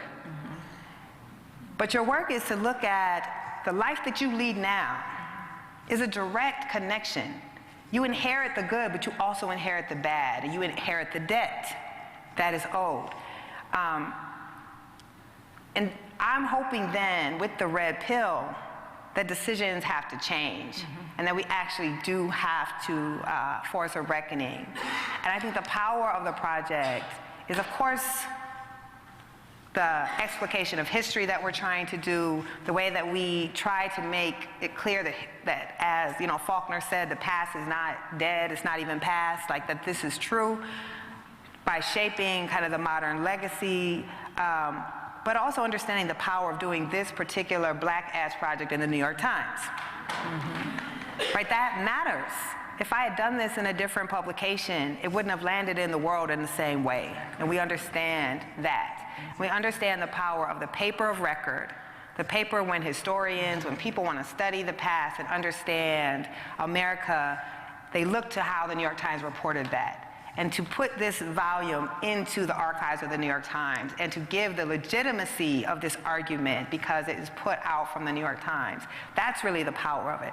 That's why conservatives reacted to it. I have never had a conservative publication care about anything I ever wrote in life. Right. Mostly I just write about, black kids in segregated schools, and they've never cared about that.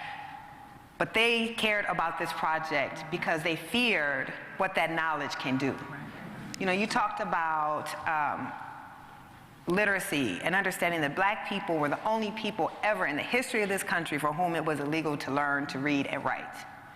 And you know why that was. It's the same reason why as soon as I took that Black history class in high school, I became an incorrigible student because I started challenging my teachers on everything. That little bit of knowledge leads to resistance. And so the fear of this project is, what if we, as black people, don't buy into the narrative anymore about what they told us about ourselves? What if we understand our power? What if we understand our place? What if we understand that we have been the force for good in this country and that the reckoning is going to come through us? That's a powerful thing. And I think that's why we've seen kind of the reaction to the project that we have, which was not what you asked me, but I'm just taking my time. Okay. No, it's your time.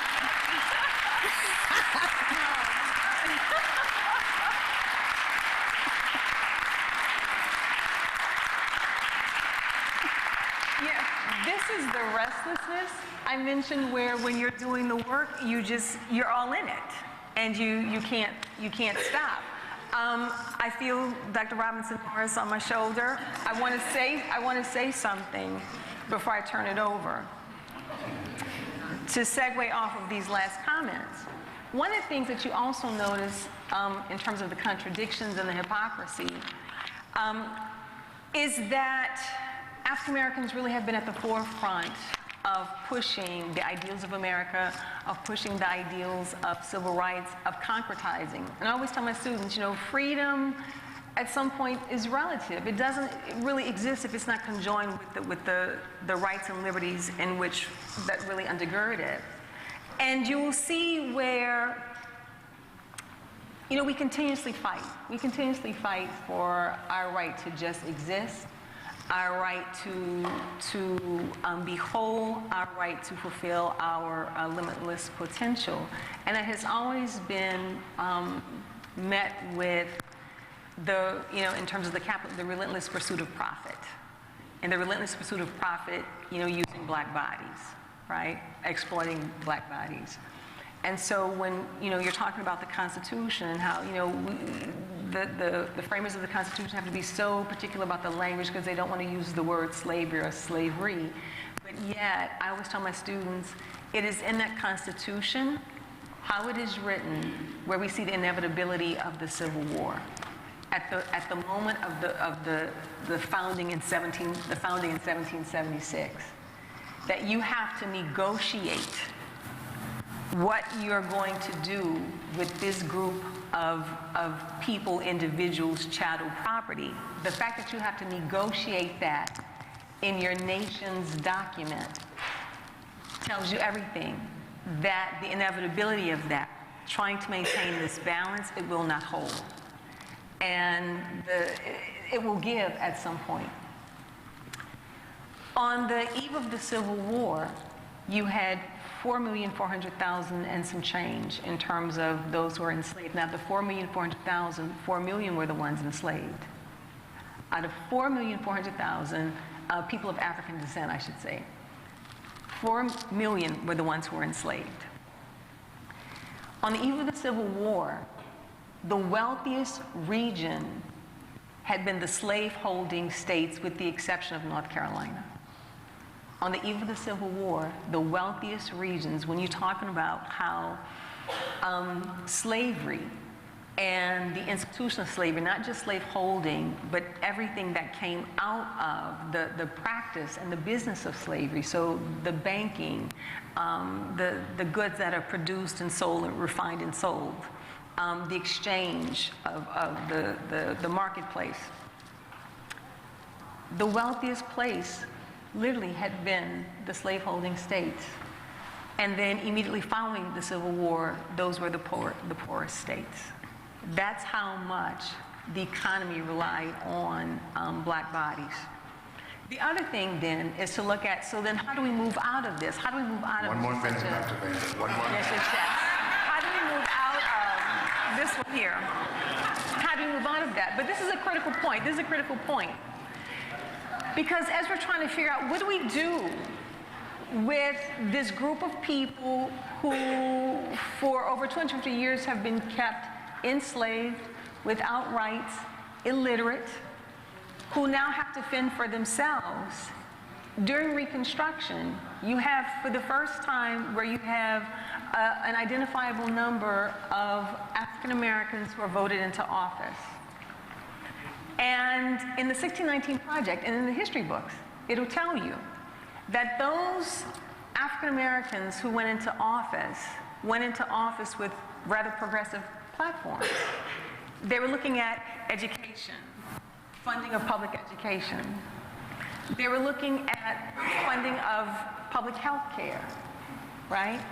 They were looking to deal with incarceration and reforming the prison systems.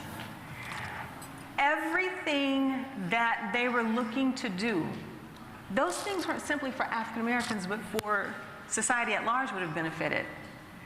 But because of the weight of race, 30 seconds. they were denied. Count slowly. But I say that because... He said count slowly. Count slowly, because here's the thing. Here is the legacy in the 1619 Project. If you think about the Obama administration, where you had the push for affordable health care, and you have the pushback against that. We've had, pushes for education reform. We've had pushes for equitable access. These things aren't new. We keep revisiting these issues. The things that were pressing in Reconstruction, and you have where black elected officials are trying to pass legislation that not just uplifts the African American community, but all of society. You still see that in the 21st century, and you still see that pushback. And part of the weight and the currency of the 1619 Project, coming from 1619 to the 21st century, is to make us cognizant that we are still wrestling with history. That was a good speech. Thank you, thank you. I got like 15 seconds. We have a few minutes for questions. A few minutes for questions, if you have any. Microphone in the center.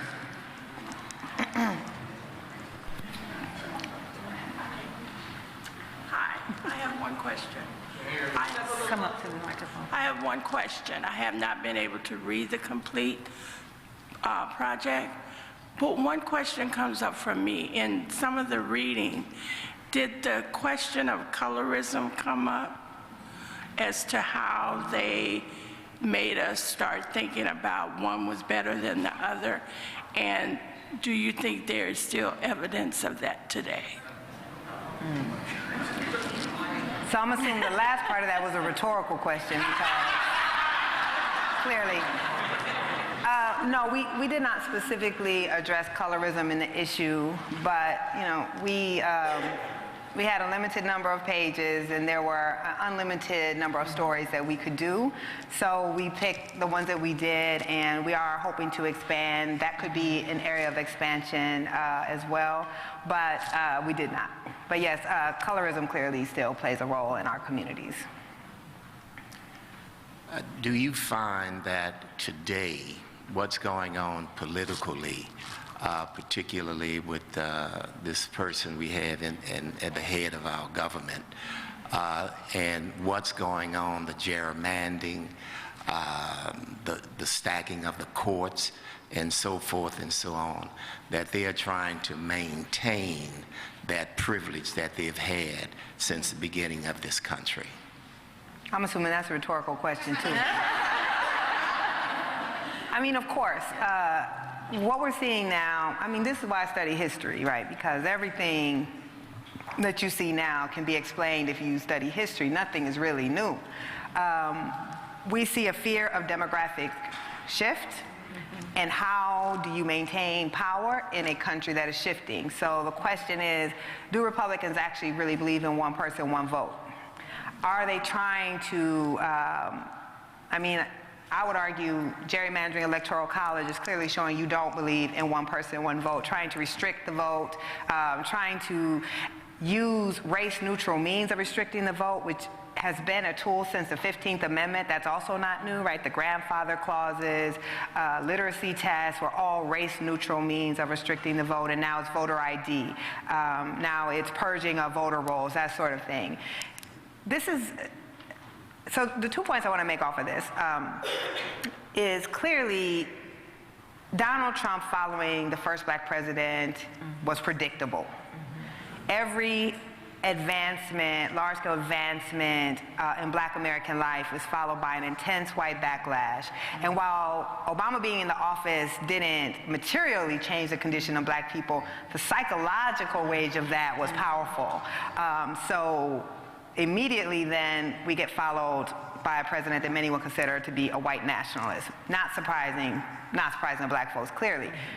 But I think white people's reaction to the 1619 Project has a large part to do with they woke up and discovered the America that we've always known.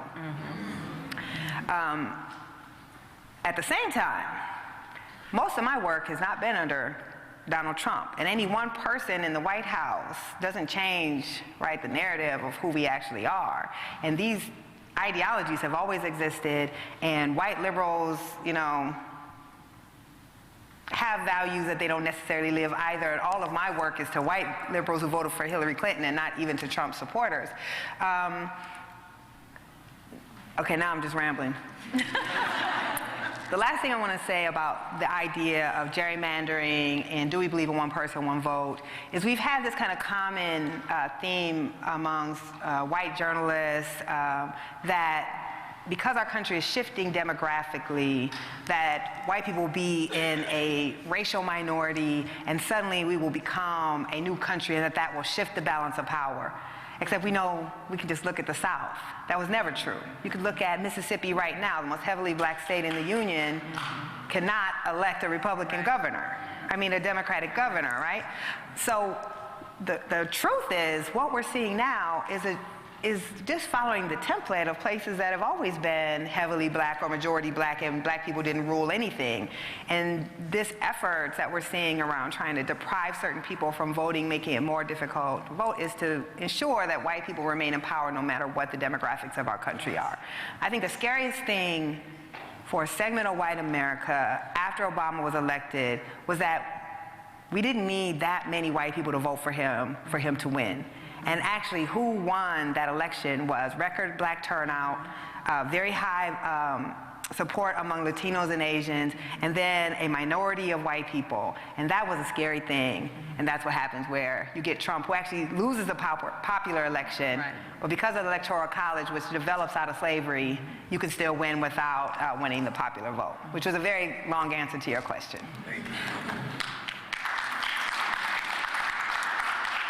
Hi, excuse me, my voice. Hi, Nicole, welcome back to Xavier. I'm a faculty member in the Mass Communication Department. Recently, we had an alumna who was killed as a result of excessive police force. Yes. And one of the interesting things in the initial mainstream reports is that there was a gun in her home, and our news continues to perpetuate that black Americans are somehow culpable in their own fatal outcomes. Yes. What do you think needs to change in journalism newsrooms and in the training of journalists to begin to cover issues around race that continue to not necessarily put facts in, that continue to place narratives that make black victims responsible for their own fatal outcomes? I wanted to hear your thoughts about that. Thank you. Thank you. Your question is based on the belief that journalists are trained to cover any of this. And we're really just not. You go to J school, and once you get out, there's not really a lot of training that journalists undergo, and there certainly isn't training on how do you write about race in this country. So there's this belief, of course, that journalists are objective, and particularly white journalists truly believe that they are objective, and it's just not true. We can look at how everything is covered, and police violence in particular. The only reason mainstream media even began paying attention to police violence was because citizen journalists bypassed mainstream media and started reporting and putting videos up directly on social, forcing mainstream media to stop taking the police narrative and actually do some investigating and check it out. But largely, we still, while there's more awareness in the newsroom, you still haven't seen a shift. So, you know, black journalists, when we see a story like that, of course, are all messaging each other like the gun is irrelevant to the story, why is that in there? White journalists see these things in a very different way. So the answer to me, I can give you an answer, I just don't, it's not gonna happen. I'm not an expert on writing about race because I was born black. Being born black gives me a particular perspective. I certainly see stories that other people don't see, but I'm an expert on it because I study the hell out of it. I study it the way that any reporter should study a beat. If you are a science writer, you actually have to know something about how science works to write about it. But somehow when it comes to writing about race, we just think through osmosis as being a human being, we have the dexterity and the expertise to write about it, and we don't. I think that all journalists need to have training in how to cover these things. It's not going to happen because they don't see a problem. They really don't. They largely don't see a problem. But I think that there should be training in that area.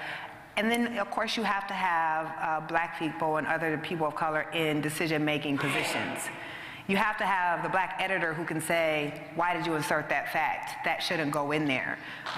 We're not in those positions. We are on the bottom level writing stories, and even then underrepresented. I think newsrooms in general, about 4% black in a country that's 13% black. That drives the coverage. So yeah, if we were hiring more folks and if we were in positions and good training, none of which will probably happen. I will say though, calling out newsroom, this is kind of the beautiful democratizing effect of social media. Because before social media, if you saw something in your newspaper or you saw coverage you didn't like, you could write a letter to the editor and it goes to a gatekeeper who decides if they're going to publish that letter or not. But now folks can go immediately on Twitter and say, why did you put that fact in there? Why did you put that headline on there? And newsrooms are changing, right? They are fixing and correcting coverage because of that. So you should definitely speak out and push back in a public way when you see things that you don't think are right. It does change the conversations, and it also backs up reporters of color who are in the newsrooms and saying, you shouldn't have put that up there, and they're like, well, no one complained. So if we're arguing internally and you guys are applying external pressure, that's actually what changes. The newspapers don't like to be embarrassed. Thank you for this discussion, both of you. And thank you for documenting this history, because it will be something that will be found by future generations. And thank you for the truthfulness of the basis of it being racialized, institutionalized chattel slavery. My question has to do with the idea that race is a concept and slavery is a system that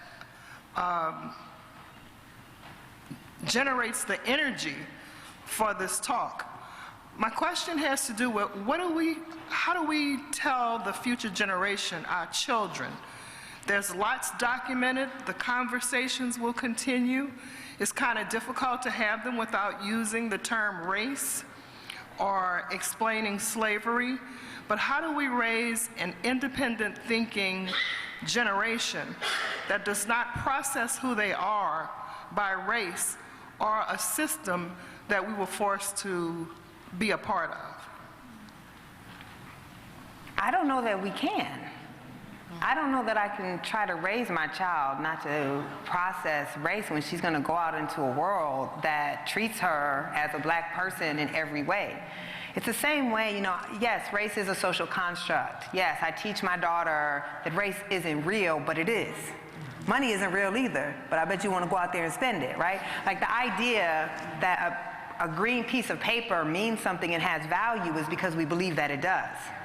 And so the same thing about race, it's not real, but if we believe that it is, then it's real. If the way that society will interact with us is by thinking and treating us as we are part of a race, then to not arm our children with the knowledge of how they go out into that world, I think is dangerous.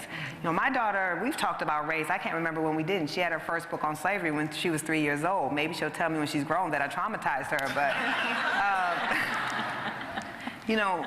it's about explaining to her that this was something that people made up in order to oppress us, but it also is real. And honestly, we are black people. We created, I quote sociologist Glenn Bracey in my piece, and what he said, when I read it, was one of the most beautiful things I'd ever seen, which is that, out of white denigration, we created ourselves. We gave birth to ourselves. And so we have to claim that legacy. Now, we have to fight to destroy the outside constructs that mean us belonging to a race means we're going to be deprived of certain things, we're going to be discriminated against, we're going to have to face discrimination. But I don't find theoretical conversations about that race isn't real to be useful in a country where everything about our lives is determined and constrained by race. Okay, thank you. You're welcome. Thank you so much for undertaking the project. I just wanted to mention the level of vitriol that I've seen on social media. So I'm not on many platforms, but I'm on Twitter, mostly just for Ida B. Wells and just getting those feeds. But just to see the vitriol and as you mentioned, that white backlash, and seeing the conversation move away from not even just confronting it, but just not even acknowledging the existence of it. So I think, like many other people in this room, until this project, that truncated history had really, you talked about controlling that narrative, it had controlled the narrative. So one of the questions I'm asking, I'm coming from an educational space, is how do we move to a place where equity is at the forefront, and we think about students, particularly students who've been most marginalized, and talking about the Black experience, and thinking about in classrooms where we think about the achievement gap and talking about the educational debt. You had mentioned your daughter before, and I've listened to a few of your conversations where you talked about white liberals in Brooklyn, and you talked a little bit, I'm from the north as well, so you talked a little bit about how the redlining and the redistricting had, there was your daughter's district, and then there was, I think, a magnet school, and when the students, or when it was brought up that the school was going to merge, there was this protest of these white liberals. So I just wanted to ask, how do we move to a place where the equity and the educational debt is at the forefront? And I know that's a lot to unpack, but. It is. So the first thing I'll just say, in case people don't know, the 1619 Project is available as a curriculum. It's a free curriculum at the Pulitzer Center, and the curriculum is actually being taught in every state in the country already, more than 80 cities. Every high school student in Chicago is learning the curriculum, DC, Buffalo, Newark, so that's kind of amazing.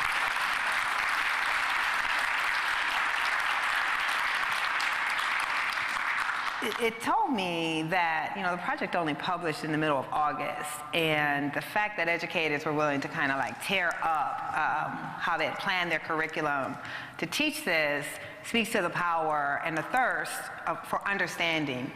And my hope is, and I'm not hopeful, and it's a very weird feeling to feel a little hopeful twinge in my heart, because that's not the kind of person I am. You know that. Is that we don't have to re-educate our children correctly later if they learn it right now. And if they learn that, because the beauty of the project, if you engage with it seriously, is not just that it tells Black children you don't need to feel inferior. It also tells white children you shouldn't feel so superior either, right? That's powerful too, because then you engage in your world differently. You think about equity differently. You think about this achievement gap is constructed.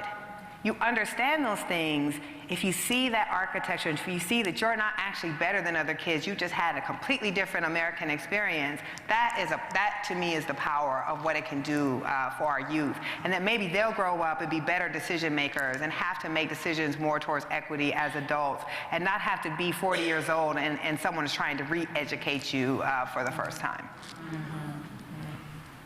Home is where the homies are. First off, to echo some of the sentiments, thank you so much for the creation of this project. Thank you. And primarily for using the New York Times as an amplification of it, for reasons that you mentioned before. So in addition to reading a good bit of it, I've definitely done a deep dive into the podcast. One of my favorite episodes is, my favorite episode is episode 3, The Birth of That was American not the first one? I mean, I like them all.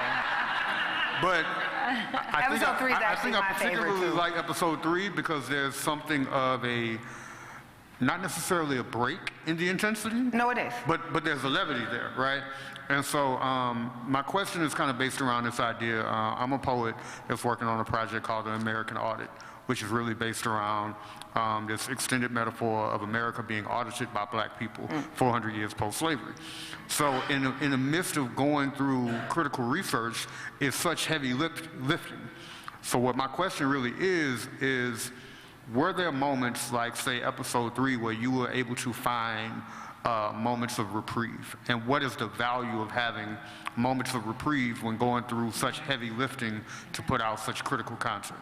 Thank you so much for that question. So all jokes aside, episode 3 is my favorite episode too. So episode 3 of the podcast is about the music essay. And it's for all of those reasons, right? Is that it takes you, it's the only piece I think that takes you through every human emotion. All the other pieces are so hard and painful. And there's pain in that one too, but there's also just profound joy and sense of liberation and appreciation for what we have managed to make under the circumstances that we've lived in. And this is all intentional. When I tell you everything about this issue was intentional. And when I ask Wesley Morris, who's the Pulitzer Prize-winning music and culture critic for the New York Times, my very dear friend, I wanted something on music, understanding that music is probably the least surprising, right? We know that Black people's contribution to America has been music, but could you tell it in a way that was surprising, which he did. But I needed that because so my essay, which speaks about our role in this democracy and how we fought to make this democracy a democracy and ended up being, those considered the least American actually ended up being the most American. And we end on the photo essay of the Howard Law School graduates. And in the middle of that is a music essay, because it couldn't all just be about what white people did to us. That's important. But it couldn't just be that. It also had to be about the ways we resisted and fought back and had autonomy and wanted to create, and how we made, this quintessentially American thing, which is music, and that the pride of knowing whenever we hear American music in the world, it's our voice and it's our percussion, right, and our syncopation that they hear. So that was intentional, and it was intentional that episode of the podcast would be a break, because we need that. And it was intentional that it end on the stories of descendants who have managed to get a law degree from the most preeminent Black law school in the country, and the law school that's responsible for many of the rights that we have as Americans, right?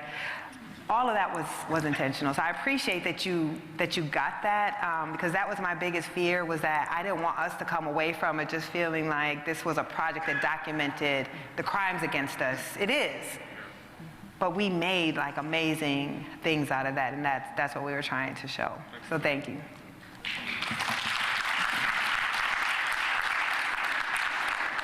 I too want to say thank you for the work that you've done and the clarity that you've offered to us to see ourselves collectively and to see our true history and our true current situation. I have a brief comment and a question. You mentioned earlier one person, one vote, and the role of gerrymandering. And I want to take just a second to remind the people in the room that we are in an election right now in Louisiana. Today is the last day for early voting. The election itself is next Saturday, and we have the opportunity to make a difference if we exercise our votes, not only as our right, but also as our commitment to each other and to our community. So thank you all for voting, I hope. My question, is the 1619 project complete at this point? Is there more to come? And can you talk a little bit about how folks who haven't had a chance to read it can access it fully now and ongoing? Sure. Thank you.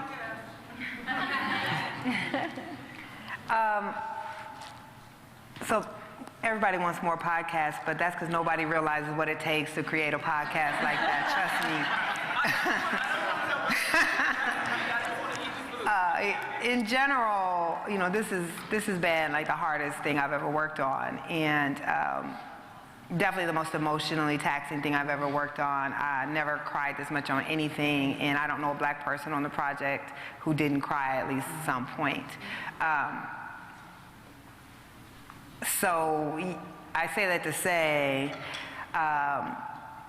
needed a bit of a break to figure out what to do next. But I don't know if there will be more podcasts, but certainly the 1619 project is not over. There are more stories that we want to tell. What's important to us, though, is to be just as careful and rigorous as we were in selecting those new stories as we were in the original stories. The last thing I want to do is do anything that dilutes the power of what we were trying to do. And so sometimes expansion is good, and sometimes expansion is not. So we just want to carefully expand though there may be another way to get the project in the future that I can't say yet because it hasn't been announced. For those who want to read the project and you weren't able to get the magazine, of course it's online, but if you're like me, you can't read as many words online. If you go to the Pulitzer Center and look at 1619, they have a PDF version, and you can download it and it will look just like this, and you could print it out for yourself. So you can access the entire project online that way, and it's free. You don't have to have a subscription to New York Times, though you should subscribe to the New York Times. Good afternoon. I'm curious to get your thoughts on the Comcast's case against Byron Allen, which is being heard on November 13th in front of the Supreme Court. Okay. What thoughts do you want me to give? Do I think that the 1866 Civil Rights Act should be gutted? Absolutely not. So what more would you like me to say about it? Thank you. Okay.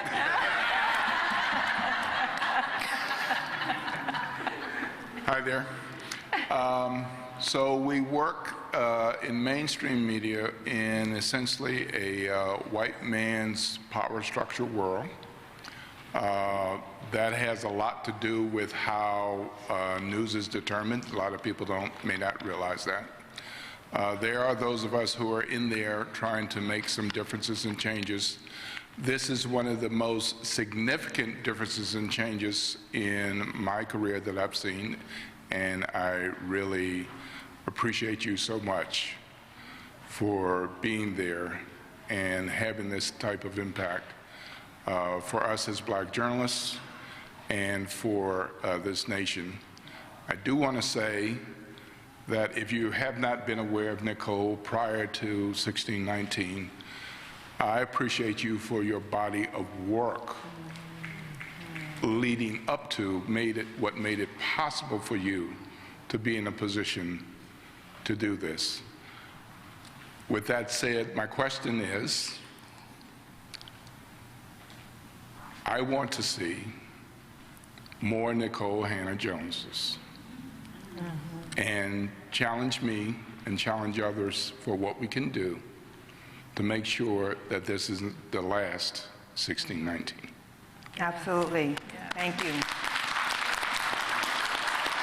I just got to point out, so this is Will Sutton. He's your local columnist here at The Advocate, but also the man who gave me my first shot in journalism, maybe a year ago when I first started out. I don't want to age I don't care about aging myself. I'm 43, just playing.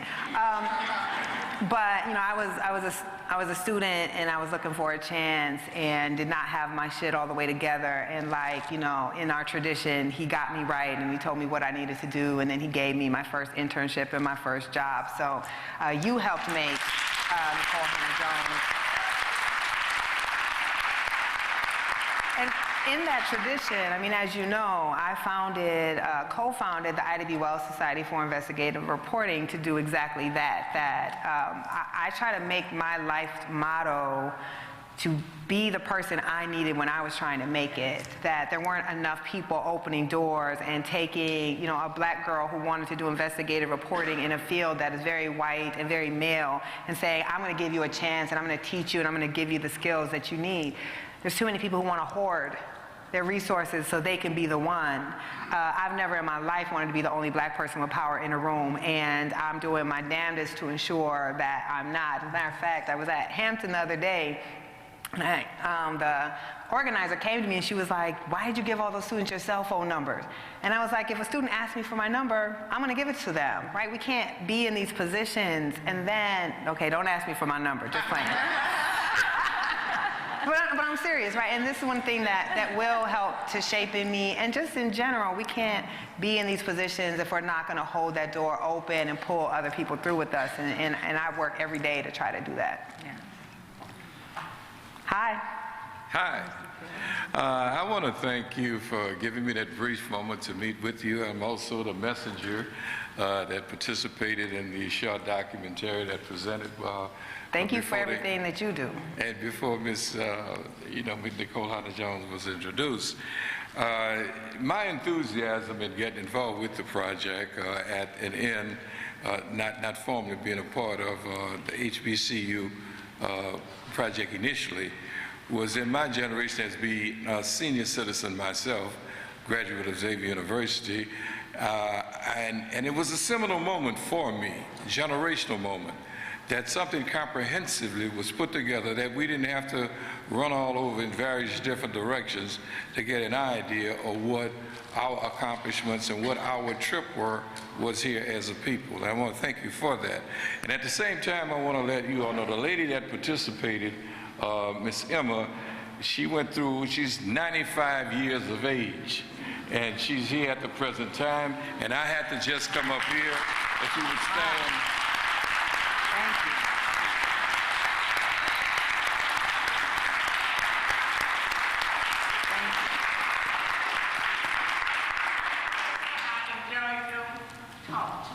Thank you. I appreciate that I brought Mr. Taylor here. He brought me here today. And I'm glad I'm here. So thank you very much. Thank you. We're glad that you're here. So I just had to take a moment or two to let you know, us senior citizens, and coming from the most senior of citizens that's sitting with us, how much we really appreciate the work that you're doing. Thank you.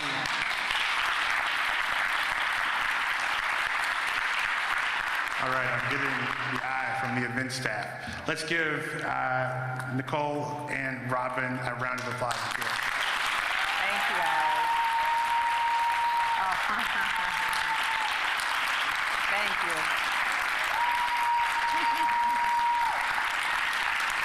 Thank you all for coming. Y'all are great. Thank you.